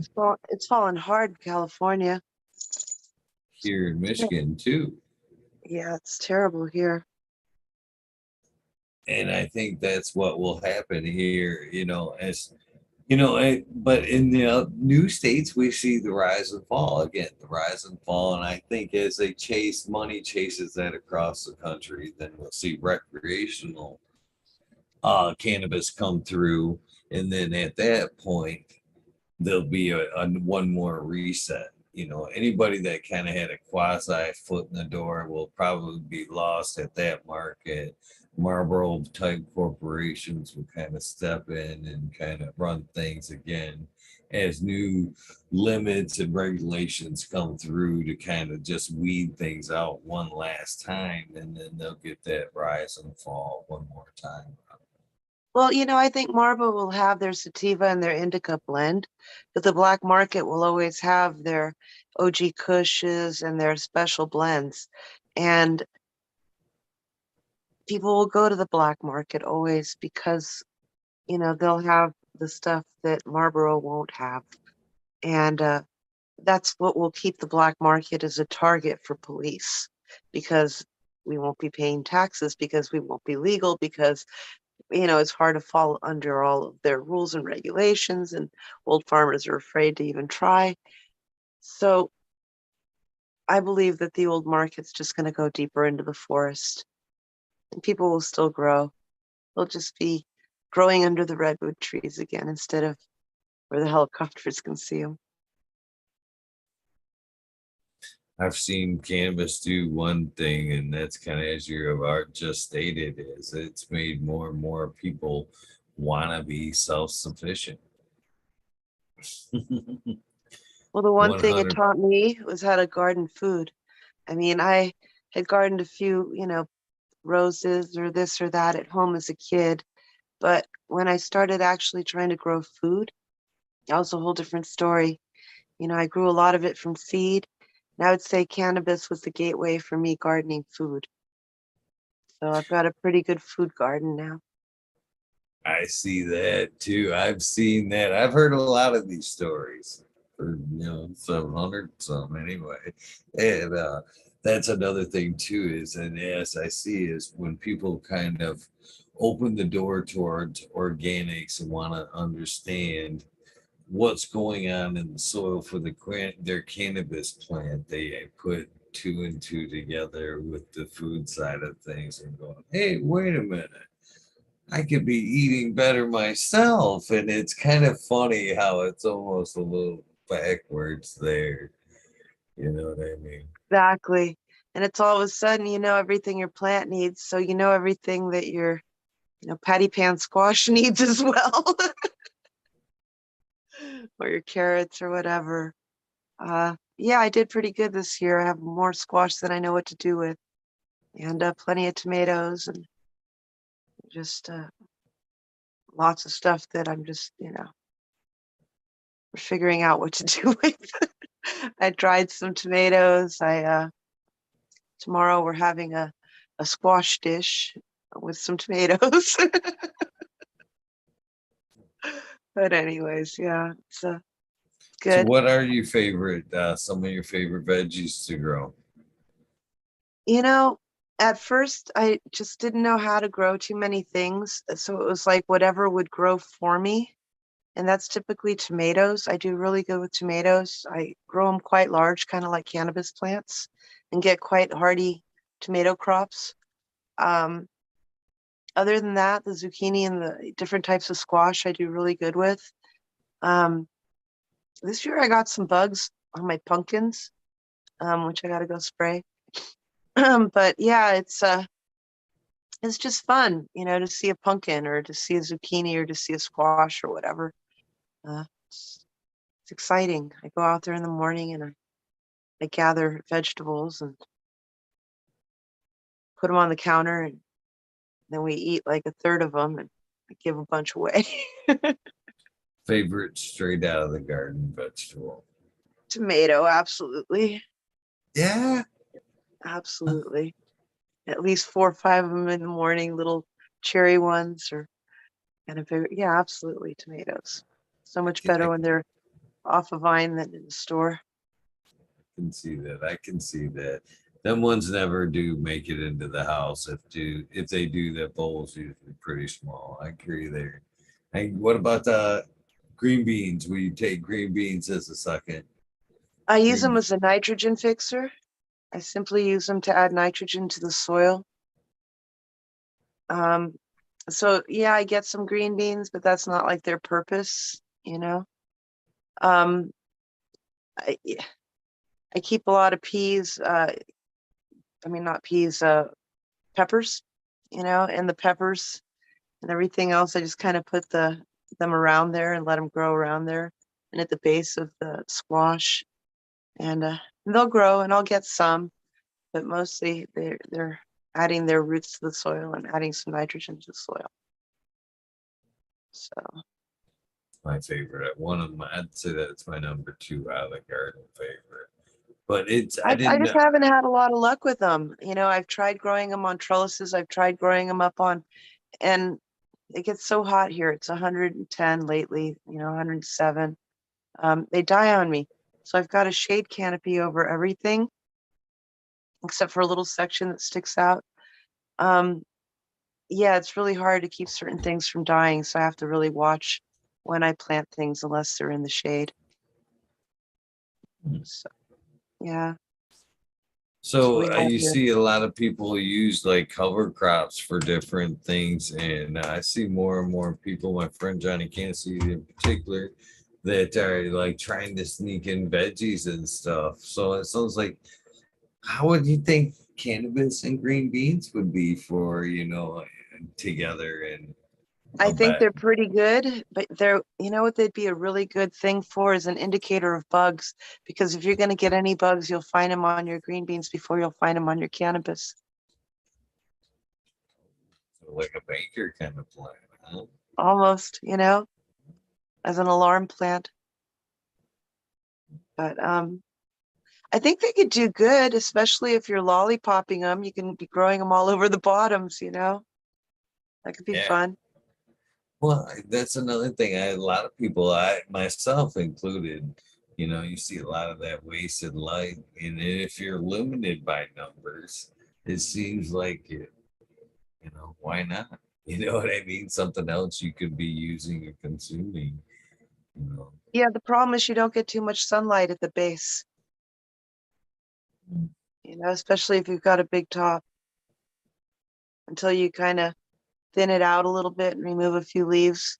Then you'll get a little sunlight coming through. But when they're big and you got a big top canopy, there's not much light coming down in the bottom. Too bad, too bad. So clover works good. That's a good cover crop, clover.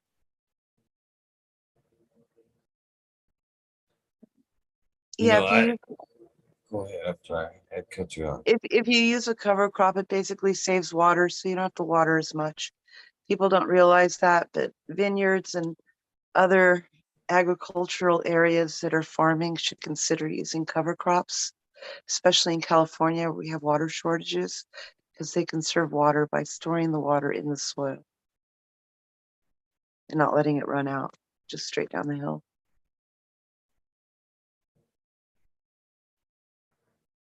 Puts it back into the water table, you know, making it available via wells again.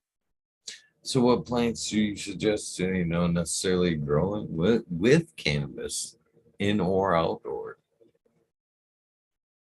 I would say clover, just lots of clover. I mean, there's other things too. Um, that's the only thing I've tried personally. But I mean, you can put hay over them. You can do different things to just create different micro environments for them so that you can have different um, ecosystems of fungi growing in your soil. Um, you know, it depends what you do. Some people put like rokashi in their soil or whatever so that they can get different types of fungus. It's not a fungus, it's kind of a bio, it's a, it works with the roots and everything so that your plants can feed and uptake all their nutrients a little better. And, there's all kinds of things you can use, hay, you got to make sure it's organic though. Um, but yeah, clover as a cover crop is good.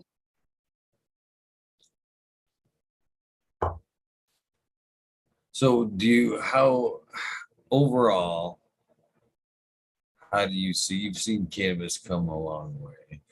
How do your input on how it's progressed and how do you think it will go in the future? I think it's being more accepted by people in general, but I think that laws and regulations are getting stricter because police don't want to lose their control. So it's easier for a giant to grow a ton of weed than for a single person to legally grow what they need. So I think it's something that as a patient, as a person, as a caregiver, we have to constantly fight for the right for patients to be able to grow their own. And that's something everybody just needs to be aware of, is that is something, a right that is being infringed upon as recreational comes about, because they don't want you to grow your own because that infringes upon their profit. If you're growing your own, you don't need to go to buy theirs. So it's something to just stand up for, you know. Um, and I think that's basically it. We got to just keep our rights as it becomes more legal. I hope that people become more open to it as they see their cousins and their kids going to jail for it and younger people coming into government positions. I hope people will realize that it's a crime to put anybody in jail for plant, as opposed to being a crime to be in jail for a plant. So I guess I have another question for you as far as like extracts. I have a personal concern with extracts. I love a good hash, but a lot of the stuff that we're making, we've never had before. You Yeah, know what they're I adding mean? butane, and the butane needs to be burned off properly. They're also using alcohols. The alcohols also need to be dispersed of properly. Um, there's also pressed cannabis creating a wonderful, dab formula that people enjoy. And that's just, I think the cleanest way personally to get a medicine, pressed with just a little bit of heat. It has no solvent in it. Um, so I'm hoping again that people realize what's good for them and what's bad for them. Um, butane products can still contain butane in them. Um, if you're making your own, you're a little bit safer because you know what you did, but you don't want to blow up your house. So, it's a whole nother issue. And then what's legal? Um, I would suggest coconut oil cannabis for making edibles. That's the easiest, non-toxic, non-lethal thing you can do to just be healthy and eat it yourself and put it on toast and have it in your pancakes or whatever. If you don't like coconut oil, you could put it in butter. Uh, it does eventually go bad in butter, where it stays more uh, in oil. It stays longer. Um, but the main thing is you got to be able to grow your own so you can make your own oil and your own tinctures. Tinctures are made with alcohol that's, for human consumption, like 100 proof or some kind of drinking alcohol. And that still needs to be evaporated away. Other tinctures are made with glycerin products. Um, so yeah, I would say just be aware of what you're consuming. Most people have no idea of what they're consuming in their vape pens or in whatever. It's usually a lot of glycerin or different formulas that they don't even know what they're smoking. So yeah. And I've noticed a lot of those products don't even have a label. It doesn't say what their formula is if you look closely on a lot of those products. Um, they'll say they're an extract, they won't give you how they're extracted. So look for that on your product as well. Always look for how it was extracted. If it was a good product, it'll tell you how it was extracted. Yeah, I was disheartened in the on that whole side of things. I had a daughter that battled with PTSD very badly from a car accident, and they quickly pushed pharmaceutical remedies, which were terrible, outright terrible. You know, some of them being every side effect on the label, and she wanted a different way, we wanted a different way, and um, CBD was the option that we took, and CBD helped immensely through her battle through that, and helped her through the more worst times of it when the medications were just making it worse, flat out, just making it worse. But when I wasn't around, or she decided that she was gonna step up and buy some at herself or whatever, she was I sourced smoke shop CBD. You know what Oh I yeah. mean? Oh yeah. And she came. I come home one day and she'd been to the smoke shop and bought CBD, and it was a big old bottle, and I can't remember what the milligram CBD was in it, but I tried to get her to understand. I'm like, that's in that whole bottle. You know what I mean? You're gonna smoke all that glycerine to get Yeah. that little CBD Yeah. versus what I'm getting. You're getting, in that Yeah. little cartridges of pretty much all CBD. Yeah. You know, yeah. Well, I think education is key, and you keep talking about that. You keep teaching people about that. Most people don't even realize there's different ways of getting a concentrate. So just, being aware of that in itself, I think is important. And then, trying to figure out the cleanest way of getting a concentrate. I mean, FICO, you have to, use an alcohol. So, you just hope it's all out, and do your best to do that. But yeah, someday I'm sure FICO pills will be completely available over the counter, It's So, so, I guess how we doing on time? Have we covered it yeah, all? I think we're pretty good. Getting a little tired, you know. I'd But rather end on good terms and have you yeah, back it's all at good. another Yeah, point it's to all see good. how things are doing. Yeah, I'm just, hoping for positive change and good things to happen in the industry, for more freedom, to grow your own, and for patients to be recognized as patients, and to be able to get their tax-free medicine. There's a lot of things that can be positive, more people accepting cannabis. Um, it's the future. I hope like I said, I hope it cures cancer, and I hope it's found to scientifically in the future be the cure for cancer, and I hope that's done in my lifetime. And I hope to see it federally legal in my lifetime. I do too. Well, thank you for everything that you've done in cannabis and everything you continue to do in cannabis. I've said this before, but as I heard your story, at the end, I have more respect than I did for you in the beginning of this 100%. And I can't thank you enough for all you've done.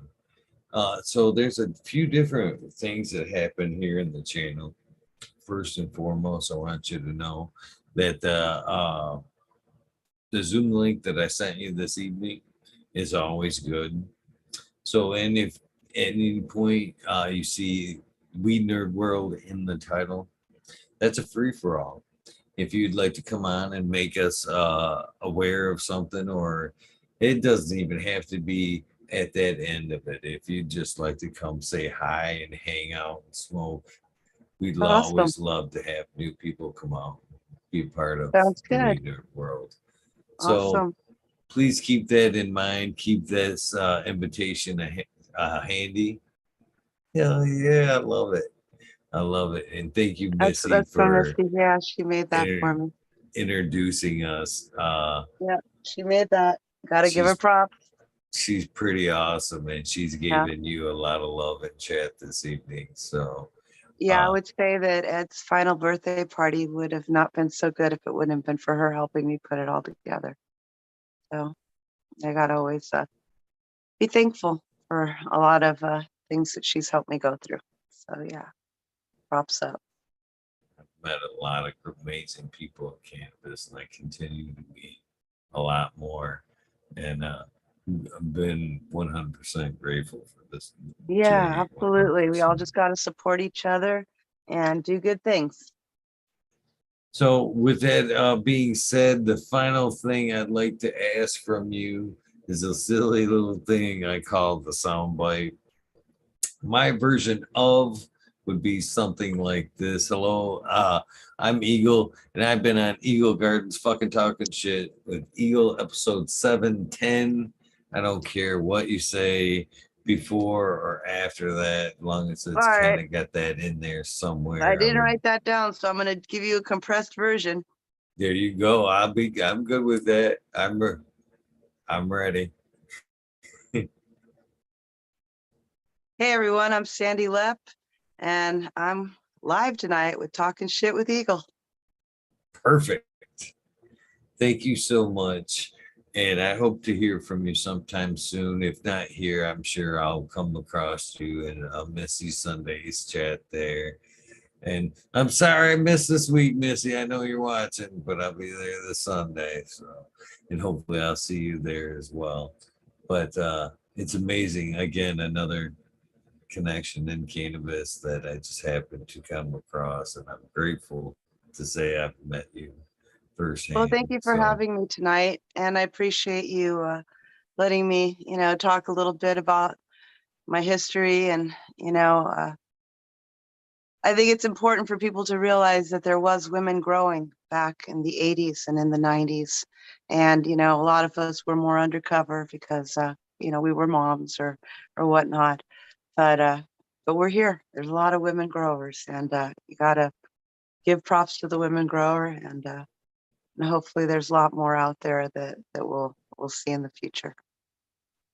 right on. I totally agree.